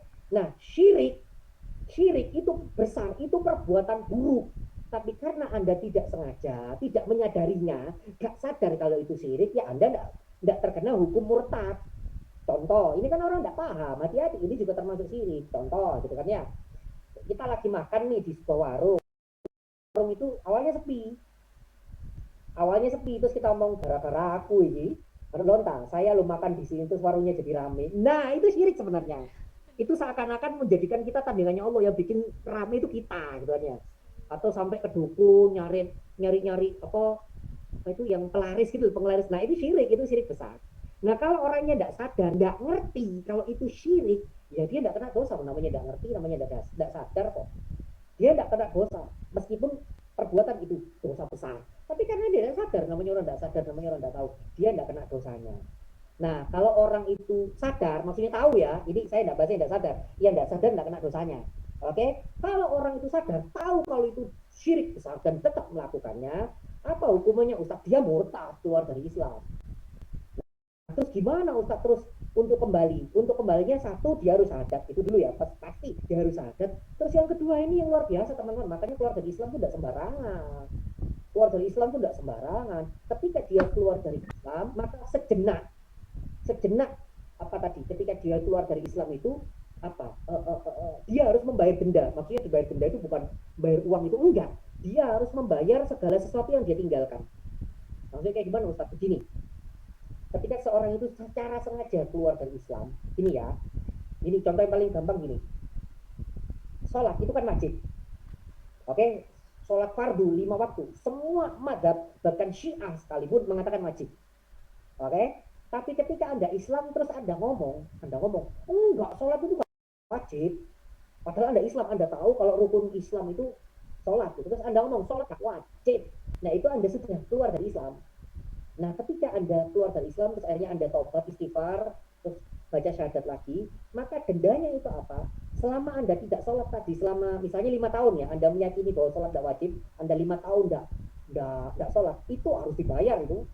Jadi Anda harus meninggalkan yang 5 tahun tidak sholat itu tadi, itu sholat itu. Selama 5 tahun itu diganti, jadi 5 tahun. 5 waktu ya, duhur, asar, maghrib, isya, subuh, tiap hari dikali 5 tahun, berarti Anda setelahnya itu tetap harus sholat yang 5 tahun ditinggalkan tadi. Kalau selama 5 tahun tadi tidak puasa, ya 5 tahun harus diganti. Kalau selama 5 tahun tidak zakat fitrah, itu 5 tahun harus diganti. Ya jadi perbuatan-perbuatan yang selama 5 tahun Anda murtad tadi itu harus diganti. Beda ya, orang yang mu'alaf sama orang yang murtad itu beda. Kalau mu'alaf, tidak pernah Islam, terus masuk Islam, itu semua yang di belakang dihapus sama Allah. Itu mu'alaf. Tapi kalau dulu pernah Islam, terus murtad, terus Islam lagi, jadi murtad yang karena sengaja itu tadi, itu hukumannya berat itu. Hukumannya berat. Makanya jangan sepilih-pilih guyonan begini. Nggak apa-apa, disebut kafir, nanti tinggal syahadat lagi. Nggak boleh guyon begitu. Meskipun saya tahu teman-teman ucapan itu guyon, saya paham. Saya paham itu apa? Anda nggak niat murtad, ngerti saya itu Anda guyon. Tapi hati-hati, jangan guyonan yang seperti itu. Ya, nah, saya tidak ngomong itu dosa, enggak. Tapi jangan guyonan seperti itu bahaya. Meskipun saya tahu guyonan Anda seperti itu untuk untuk melawan orang-orang yang sering mengkafirkan, kafir gitu kan ada golongan yang sering mengkafirkan orang lain, kafir, terus Anda jawab apa kafir, untuk tinggal syahadat lagi, kan gitu biasanya ya guyonannya. Meskipun saya tahu itu kalau bahasanya Gus Bah itu cangkem elek, saya tahu itu cangkem elek untuk menjawab orang-orang yang sering mengkafirkan itu, tapi hati-hati jangan sampai guyonan itu menjadi kenyataan ya, jangan menjadi murtad. Maka sekali lagi kalau tadi ada yang bilang Pak Ustadz, bagaimana kalau kita secara tidak sadar terus keluar dari Islam? Kalau tidak sadar, tidak kena hukum dosa. Kalau tidak sengaja, tidak kena hukum dosa. Tapi kalau sengaja, tahu betul kalau hal-hal itu mengobatkan, misalnya ya, tadi kedukun, itu kan syirik besar itu. Cari penglaris, itu syirik besar itu. Anda tahu betul itu haram, Anda melakukan itu. Nah itu, Masya Allah, itu dosanya luar biasa. Itu. Dan itu Anda harus sadar lagi, dan harus dalam tanda petik, yaitu tadi, contoh gini ya, biar logika dan misalnya maaf, saya ya kedukun dan tidak pernah tobat, tidak pernah baca syahadat. Jadi saya kedukun meyakini bahwa dukun itu nanti yang bakal ngasih rezeki saya. Nah itu kan saya sudah syirik tuh, syirik besar. Saya sudah murtad itu. Selama saya belum baca syahadat lagi, sholat saya tidak diterima. Selama saya tidak syahadat lagi, sholat saya tidak terima. Dan misalnya selama 5 tahun saya belum baca syahadat, ya itu 5 tahun sholat saya yang itu tidak diterima. Kenapa? Ya karena saya sudah murtad. Nah, sampai di sini bisa dipahami ya teman-teman, penjelasannya. Kalau tidak sadar, tidak kena dosa. Kalau dia sadar, dia kena dosa. Dan itu hukumnya berat. Bisa dipahami ya. Oke, Masya Allah. Baik. Ya, terima kasih Ustadz jawabannya. Ini ada pertanyaan selanjutnya dari Mbak Riri ya. Assalamualaikum warahmatullahi wabarakatuh Ustadz. Semoga Allah merahmati Ustadz, tim Anajem dan para peserta yang ada di dalam kajian ini. Izinkan saya bertanya bagaimana pandangan Ustadz tentang membagikan walau satu ayat, misal di-share di sosmed, padahal pemahaman kita terhadap ayat tersebut sebenarnya terbatas. Tapi sebenarnya relate atau berhubungan dalam kehidupan kita kalau dibaca secara awam seperti ayat yang tadi disampaikan Ustadz. Terima kasih sebelumnya. Wassalamualaikum warahmatullahi wabarakatuh. Waalaikumsalam warahmatullahi wabarakatuh. Balighul anni walau ayah. Gitu kan ya, sampaikanlah kepadaku meskipun satu ayat. Meskipun hadis ini kalau disalah tafsirkan bahaya kan ya. Hadis ini itu Rasulullah ngomong sama para sahabat, ulama para khulafaur rasyidin. Maksudnya karena mereka paham tafsir, paham hadis, maka meskipun satu ayat segera sampaikan, gitu kan ya. Nah, maksudnya begini. Ustaz, boleh nggak sih kita nge-share di medsos tentang sebuah ayat? Itu boleh banget, sangat amat dianjurkan, disuruh, disunnahkan, sunnah muakkad. Boleh banget. Itu kan ya. Jadi Ustadz kita nge-share ayat ini terus terjemahan ini atau tafsir ini, boleh banget. Yang nggak boleh adalah kalau misalnya ada orang yang berkomentar berbeda pada kayak jenengan, terus ngomong salah itu penafsiran nggak kayak gini. Nah, itu nggak boleh. Kenapa? Karena Anda menganggap yang Anda sampaikan itu yang benar, yang paling benar itu, yang lainnya salah. Nah, itu nggak boleh. Itu yang nggak boleh. Jadi Anda nge-share boleh, tapi kalau Anda meyakini yang punya Anda itu yang benar terus yang lainnya salah, nah itu yang nggak boleh. Kenapa? Ya karena kemampuan Anda cuma sebatas itu gitu loh. Jadi ketika Anda nanti nge-share, Anda cuma ngomong ini saya cuma nge-share gitu ya. Kalau ada yang berpendapat beda ya silakan, jangan disalahkan. Bisa jadi yang komen itu malah lebih tahu ilmunya daripada jenengan. Bisa jadi yang komen itu malah anak-anak pondok pesantren yang sudah hafal yang sudah selesai tafsir Al-Qurtubi, tafsir As-Suyuti, tafsir Al-Jalalain, tafsir Al-Muyassar, itu malah lebih ngerti daripada Anda. Jadi kalau misalnya Anda nge-share boleh, sunnah, hukumnya sunnah muakkad malahan ya, sunnah yang sangat dianjurkan, baik sekali. Jadi tetap aja nge-share. Tetap aja nge-share seperti itu di medsos, tapi sekali lagi jangan meyakini bahwa yang Anda share itu adalah yang paling benar. Jadi nanti kalau ada yang komen berbeda seperti jenengan, seperti yang dijadikan, ya apa-apa. Oh, nggih, monggo. Silakan, mungkin jenengan punya tafsiran dari ulama yang lain. Nah, itu. Ya, bisa dipahami ya, teman-teman, nggih. Baik, monggo, silakan ada lagi. Ya, syukron Ustadz. Baik, selanjutnya insya Allah ini menjadi pertanyaan terakhir dari Shiners. Bismillah dari Mbak Safira Ramadanti. Saya izin bertanya Ustadz, bagaimana pemahaman istilah jihad dalam Islam yang benar? Mengingat sering ada fenomena kekerasan akhir-akhir ini yang mengatasnamakan jihad. Syukron. Baik, Masya Allah Mas ya. Satu, jihad itu dari kata-kata bahasa Arab jahada, yaitu bersungguh-sungguh. Orang yang bersungguh-sungguh disebut mujahid. Nah, itu kan ya. Jahada itu artinya bersungguh-sungguh, orang yang bersungguh-sungguh disebut mujahid. Darsa itu belajar, orang yang mengajarkan disebut mudarris. Itu bahasa Arab yang muter-muter 6 hurufnya begitu. Nah, Ustadz, jihad itu sebenarnya pemaknaannya dalam ilmu fikih atau ilmu tafsir itu gimana sih Ustadz? Begini. Jihad itu artinya adalah orang-orang yang bersungguh-sungguh dalam memperjuangkan agama Islam. Oke ya, saya ulangi. Orang yang bersungguh-sungguh dalam memperjuangkan agama Islam. Sungguh-sungguh dalam apa? Nah, dalam bidang apapun. Maksudnya kayak gimana Ustaz? Contoh, saya profesor nuklir gitu kan ya. Ahli nuklir, lulusan UGM ahli nuklir. Jadi saya kuliah getu nuklir itu supaya saya ngerti. Kalau saya mempelajari nuklir, akhirnya nuklir ini saya bisa gunakan untuk kebermanfaatan umat. Jadi saya gunakan nuklir untuk pembangkit listrik tenaga nuklir. Nah, saya bisa gunakan nuklir itu untuk radiasinya misalnya untuk manfaat obat misalnya, atau misalnya terdesak saya bisa bikin nuklir untuk ngebom Israel, ngetek Israel, misalnya begitu ya. Nah, itu ada jihad. Anda bersungguh-sungguh dalam bidang Anda. Ya, misalnya Ustadz, makanya Rasulullah Al-Quran itu sampai mengulang menggarisbawahi, jangan semuanya pergi berangkat perang. Harus ada orang-orang yang tetap di kota, di Madinah saat itu untuk mengajarkan Al-Quran. Kenapa? Kalau semuanya berangkat perang, maka penghafal Al-Quran ini habis. Nah, justru penghafal Al-Quran, ahli fikih, ahli hadis harus ada di Madinah untuk ngajarin. Supaya mereka itu tidak mati dalam perang. Harus ada. Kalau semuanya mati dalam perang terus ngajari fikih, ngajari hadis, sopo. Nah, itu menunjukkan ternyata jihad itu tidak melulu perang. Anda jihad ngajar ngaji itu jihad. Anda jihad kayak tadi TTM itu ngajar ngaji itu jihad. Anda ngajarin fikih itu jihad. Anda ngajarin teman Anda sholat itu jihad. Selama Anda bersungguh-sungguh ngoyo ya, jihad bahasa Jawanya itu ngoyo, dalam hal kebaikan, itu namanya jihad. Oke ya, itu yang pertama. Terus yang kedua, Ustadz, terus jihad yang perang, apakah itu jihad? Itu jihad juga. Dan memang itu pahalanya tertinggi, Mas. Jihad perang itu pahalanya tinggi banget. Sampai ada kata-kata syahid di sana. Iya. Tapi tunggu dulu, dalam fikih syaratnya jihad itu ada 3 yang harus diingat. Saya kemarin ceramah ini untuk orang-orang para calon-calon suster di gereja. Jumat seminggu yang lalu itu saya ceramah. Jadi suster-suster itu dikumpulkan di Zoom dan saya minta ceramah di depan Zoom itu untuk para suster itu menjelaskan tentang Islam. Saya cerita kepada mereka, Bu, para suster, jihad itu ada 3 syarat yang harus dipenuhi. Yang pertama, tidak boleh melukai wanita dan perempuan. Wanita dan perempuan, wanita dan anak-anak, gitu kan ya. Tidak boleh melukai wanita dan anak-anak. Pertanyaan saya, yang mengatasnamakan jihad itu berapa banyak korbannya yang wanita dan anak kecil? Ayo cek itu, cek yang ngebom itu, berapa banyak korbannya yang anak kecil? Yang dulu bom Bali tahun 2001 itu, berapa banyak korbannya wanita dan anak kecil? Nah, itu berarti bukan jihad. Ini unsur pertama sudah hilang. Yang kedua, tidak boleh melukai binatang dan tumbuhan. Jadi tidak boleh perang itu ya, nanti misalnya Anda bawa panah kayak Hawkeye itu ya, lihat seret gitu kan ya. Karena kan zaman dulu Rasulullah itu tidak pakai tank, pakai kuda, kedebuk gini kan ya. Tidak boleh yang dipanah kudanya itu tidak boleh, kayak Mahabharata, film-film Mahabharata Ramayana itu langsung dipanah kudanya, tidak boleh. Yang dipanah harus orangnya. Kenapa? Tidak boleh melukai binatang dan tidak boleh menghancurkan tumbuhan.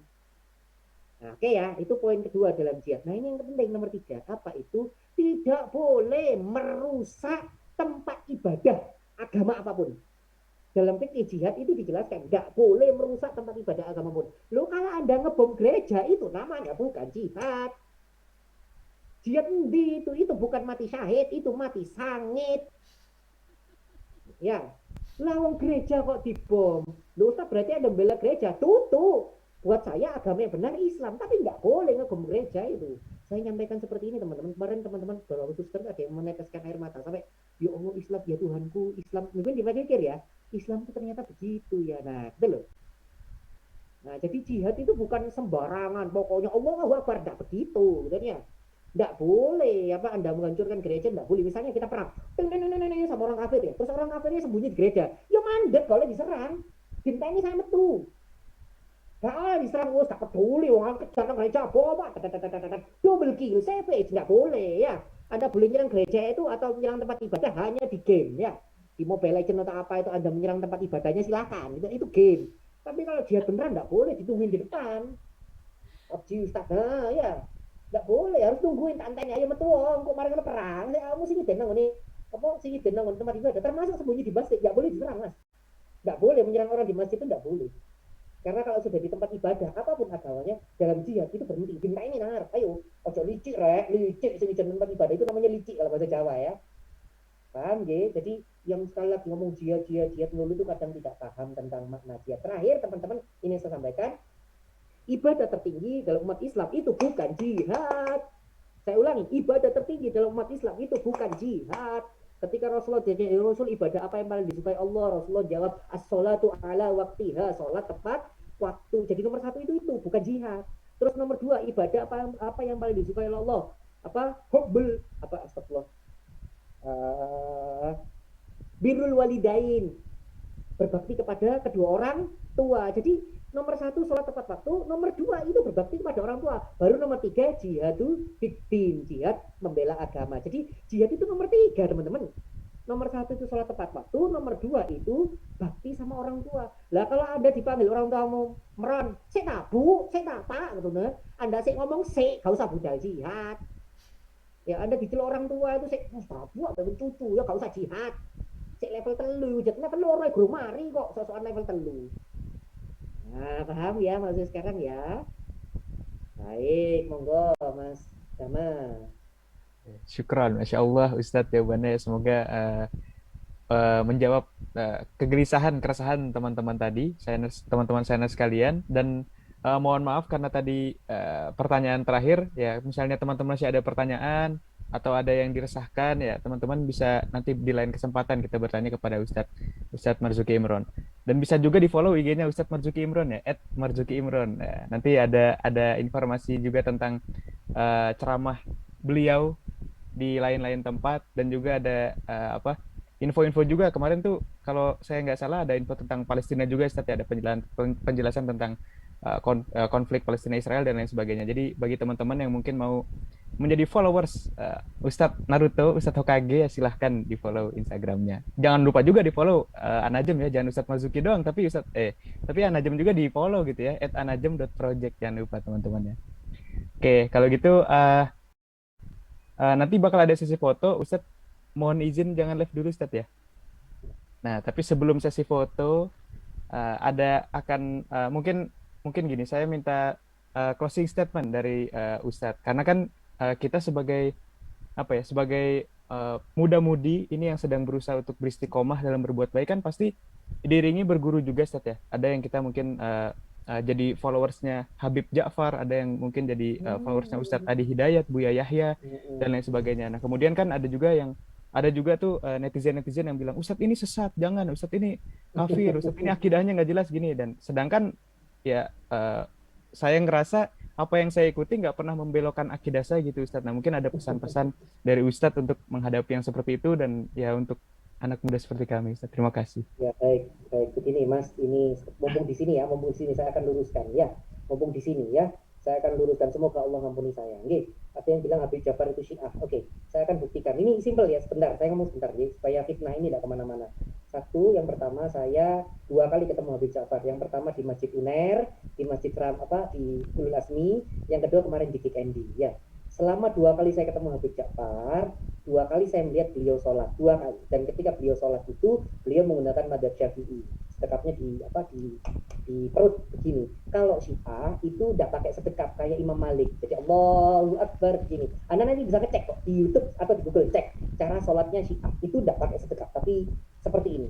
Oke? Jadi kalau ada yang nuduh Habib Ja'far Syiah, itu dia tidak pernah lihat Habib Ja'far sendiri ketika sholat. Itu yang pertama. Yang kedua, ketika dia mau Habib Ja'far Syiah, karena tweet-tweetnya saya beritahu, beliau itu nge-tweet tentang Iran dan sebagainya, itu untuk membela kebenaran tentang Iran. Dan kita tahu permusuhan antara Iran dan Arab Saudi itu tidak ada hubungannya dengan Wahabi dan Syiah. Itu cerita tentang politik Arab Saudi dan Iran. Kalau Anda belajar 1960 Arab Saudi dan Iran itu bergandengan mesra dengan Amerika Serikat. Anda googling nanti, Anda cari di YouTube Amerika Serikat, Iran dan Arab Saudi itu bergandengan tangan mesra. Mereka sama-sama mendukung Israel saat itu. 1970 akhirnya Iran menyatakan Muammar ayahnya Qaddafi itu ngomong, saya tidak mau lagi karena saya sudah tidak mau bergandengan mesra dengan Israel. Keluarlah Iran dari persekutuan itu. Jadi antara Iran, Arab Saudi itu bukan masalah Syiah dan Wahabi, tapi itu bicara tentang politik. Jadi ketika Habib Ja'far itu membela Iran, itu tidak ada hubungannya dengan Syiah dan Wahabi. 2, yang ketiga, ketika Habib Ja'far menunjukkan keistimewaan Ahlul Bait itu keturunan Kanjeng Nabi dari jalurnya Ali bin Abi Thalib, bukan berarti beliau Syiah. Saya mau tunjukkan Imam Asy-Syafi'i itu berulang kali menuliskan puisi-puisi, syair-syair tentang keistimewaan Ahlul Bait, sampai Imam Syafi'i dituduh Syiah. Jenengan nanti bisa cari di mana Imam Syafi'i bilang, saya itu setuju Syiah. Seandainya gara-gara saya nulis puisi tentang Ali radhiyallahu anhu dan keturunannya Hasan dan Husain, kecintaan saya kepada Ahlul Bait itu saya dianggap Syiah. Biarin sebut saya Syiah. Kalau katanya Naruto, seandainya mengejar mimpi yang mustahil buat sebagian orang dianggap sebagai orang bodoh, biarlah saya disebut orang bodoh lah. Kalau Naruto begitu ya. Kalau Imam Syafi'i, kalau kecintaan saya kepada Ahlul Bait ini dianggap saya sebagai Syiah, ya sebut saya Syiah. Nah, jadi orang yang memfitnah Habib Ja'far ini karena dia tidak ngerti itu tadi, gara-gara tweetnya Habib Ja'far yang 2013 saya sudah baca tweet itu, dan saya tahu bahwa tweet itu satu, pembelaan beliau terhadap Iran, yang kedua beliau itu ingin menunjukkan tentang kecintaan pada Ahlul Bait.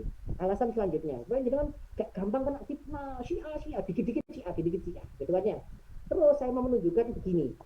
Dalam buku fikih ada namanya nahnu nahkumu bid-dawair. Saya ulangi, nahnu nahkumu bid-dawair. Kita menghukumi secara visual apa yang terlihat.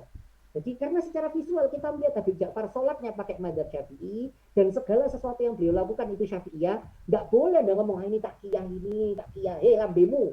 Maaf ya kalau kalimat saya kurang sopan, cangkemmu, maaf ya. Anda itu sudah menuduh orang, enggak boleh menuduh orang. Dia sholatnya sudah pakai madzhab Syafi'i, Anda menuduh takiyah itu. Oke ya, ini alasan selanjutnya. Alasan selanjutnya yang mau saya tunjukkan begini, bahwa kalau Anda mau tahu, kalau mau jujur ya, periwayat hadis yang diikuti oleh Imam Bukhari itu beberapa periwayatnya dari Syiah. Kalau Anda mau jujur, Anda belajar ilmu usul hadis, Anda akan tahu periwayat-periwayat yang dipakai oleh Imam Bukhari itu juga periwayat-periwayat, dan beliau mengatakan sahih. Itu namanya fair. Ustaz, apakah Syiah ada yang sesat? Iya, iya, ada Syiah yang sesat. Ustaz, ada, itu namanya Syiah Rafido yang jelek-jelekan Abu Bakar, Umar, Utsman. Nah, itu Syiah Rafido, itu sesat. Ustaz, apakah ada Syiah yang kafir? Iya, ada, namanya Syiah Hulat. Yang Anda nyebut Syiah bukan Islam, ya ini Syiah Hulat yang menuhankan Ali, ada. Tapi ada Syiah moderat, namanya Zaidiyah sama imamnya. Syiah 12 imam gitu kan ya, itu bukan Syiah yang sesat. Ustaz kok berani ngomong begitu? Yang ngomong bukan saya, yang ngomong tuh ulama sedunia. Nanti Anda googling namanya Aman Mesyid 2004. Yedin Samsudin ikut tanda tangan. Mazhab-mazhab yang diakui oleh Ahlus Sunnah wal Jamaah termasuk Syiah Zaidiyah sama Syiah Imamiyah. Oke, saya lanjutkan. Ustadz, apakah Syiah Zaidiyah dan Syiah Imamiyah itu termasuk Ahlus Sunnah wal Jamaah? Enggak. Mereka tidak termasuk 4 mazhab, tapi mereka tidak dianggap sesat. Kenapa? Karena mereka tidak mengkafirkan Abu Bakar, Umar, Utsman. Mereka mazhabnya beda sama kita, tapi mereka tidak mengkafirkan Abu Bakar, Umar, Utsman. Beda sama Rafido. Kalau Rafido, iya, Abu Bakar kafir, Umar kafir, Utsman kafir. Iya, itu Rafido namanya. Nah, gitu ya, supaya jangan dikit-dikit jangan nuduh orang. Nah, akhirnya Ustadz, apa kesimpulannya? Ini yang saya sampaikan. Kalau jenengan belajar dari sebuah guru, maka lihatlah 3 hal. Yang pertama, lihat ilmunya jelas, ya. Yang kedua, lihat amalnya. Yang diomongkan tuh bener nggak sih? Ketika dia ngajarin tentang senyum, dia orangnya suka senyum. Ketika dia ngajarin sodako, ternyata dia orang yang rajin sodako. Ya, ketika kita ngomong Ustadz Yusuf Mansur, sodako, Anda nggak tahu. Karena saya ketemu bolak-balik samurnya Ustadz Mansur. Kalau sodako gila-gilaan, beliau itu bener gila-gilaan. Sodakonya beliau nggak 1 juta, 2 juta, ratusan juta, enggak. Sedekah beliau itu MM-an sudah. Makanya beliau kalau sedekah, ceramah tentang sedekah itu sangat, ruhnya itu sangat terasa, karena beliau memang praktek. Nah, cari guru itu yang seperti itu, yang ilmunya baik, amalnya juga baik. Nah, ini yang ketiga yang penting. Apa itu Ustadz? Yang ketika seorang guru itu mengajarkan sesuatu, akhlaknya baik. Kalau ngomong tidak menyakiti orang, kalau ngomong tidak pernah menyesatkan orang, kalau ngomong tidak pernah mengkafirkan orang, kalau ngomong tidak jelek-jelekin orang, tidak menjelek-jelekan ustadz yang lain. Nah, itu loh. Itu berarti guru yang baik. Nah, Ustadz kalau gitu gimana? Saya ngikuti Ustadz ini, tapi ada sesuatu di Ustadz ini saya tidak cocok. Ya tidak apa-apa. Ikuti saja ilmunya. Kalau ada satu yang tidak cocok, ya sudah, tidak perlu jangan ikuti. Saya sangat mengidolakan Gus Baha. Saya mengikuti Gus Baha. Tapi ketika Gus Baha ngomong mentafsiri musik itu haram, saya tidak ngikuti pendapatnya beliau. Gus Baha bilang musik itu haram, tapi saya ngikuti pendapat ulama-ulama Syafi'i yang lain mengatakan musik itu tidak haram. Nah, saya ikuti meskipun saya mengidolakan Gus Baha. Nah, gitu ya, paham nggih? Saya ikut Gus Baha, tapi nggak semuanya yang Gus Baha sampaikan itu saya ikuti, karena ada ulama-ulama lain yang menyampaikan berbeda. Paham nggih? Jadi ketika jenengan ngomong Ustadz ikuti guru siapa, ikuti apapun guru siapa anda ikuti itu. Kalau ada yang tidak cocok dari guru Anda, ya nggak apa-apa, nggak usah mencela, tetap ikuti saja. Selama 3 hal ini masih ada pada dirinya. Apa itu? Ilmunya memang sesuai. Nomor 2, apa yang disampaikan sesuai dengan apa yang dilakukan, amalannya baik, ilmunya baik, amalannya baik. Yang terakhir, akhlaknya baik.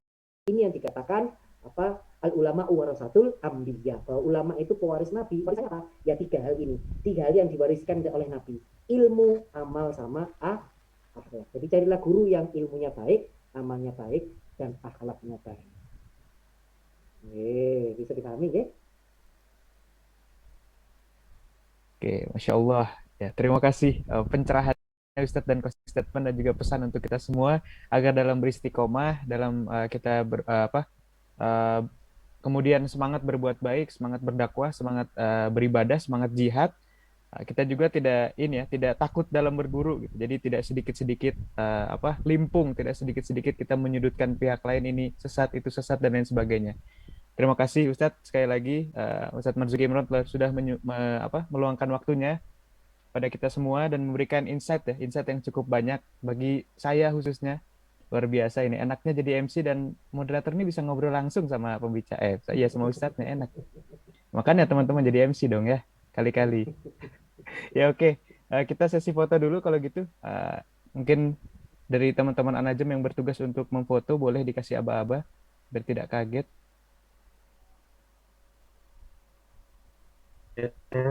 Tes. Ada suaranya? Masuk. Ya terima kasih atas kehadirannya Ustadz Marzuki Imron. Sekali lagi terima kasih juga atas ilmu yang sudah dibagikan. Terima kasih juga kepada teman-teman shiners yang sudah hadir. Dan sebelum kita beranjak kepada doa dan penutup, di sini saya mau ngingetin lagi ya, saya mau ngingetin, tidak bosan-bosannya mengingetin karena ini tuntutan pekerjaan ya. Untuk teman-teman boleh follow IG-nya Anajem dengan cara IG-nya adalah @anajem.project, dan juga teman-teman boleh banget untuk share insight yang didapat dari kajian malam hari ini dari Tadabbur Surat Al-Kahf ayat 13 sampai 14, dan bahkan tadi Ustadz Naruto memberikan lebih dari sekadar itu. Saya rasa jadi mungkin teman-teman bisa men-share ya insight-nya di Instagram. Nanti insya Allah kalau misalnya teman-teman signers nge-tag anajem.project dan follow, akan di-repost sehingga kebermanfaatan dan kebaikan yang ingin teman-teman bagikan bisa lebih luas lagi. Wadaw, mantap kan kalimatnya? Iyalah kan ada teksnya nih biar bagus.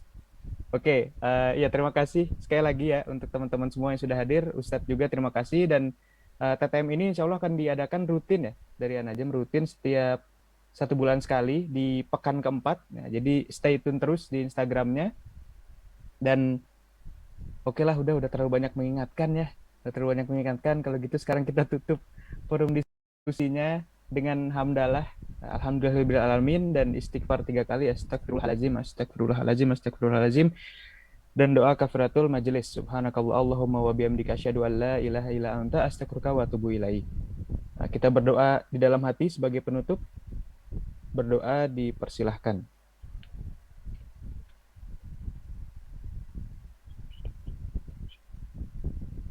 Ya, berdoa dicukupkan. Saya sebagai MC dan moderator undur diri. Kalau misalnya ada salah-salah kata, mohon dimaafkan. Segala kelebihan datangnya dari Allah, segala kekurangan pure dari saya. Sekian, wassalamualaikum warahmatullahi wabarakatuh. Sampai ketemu Ustadz Marzuki Imron dan teman-teman Shiners di pertemuan selanjutnya. Dadah.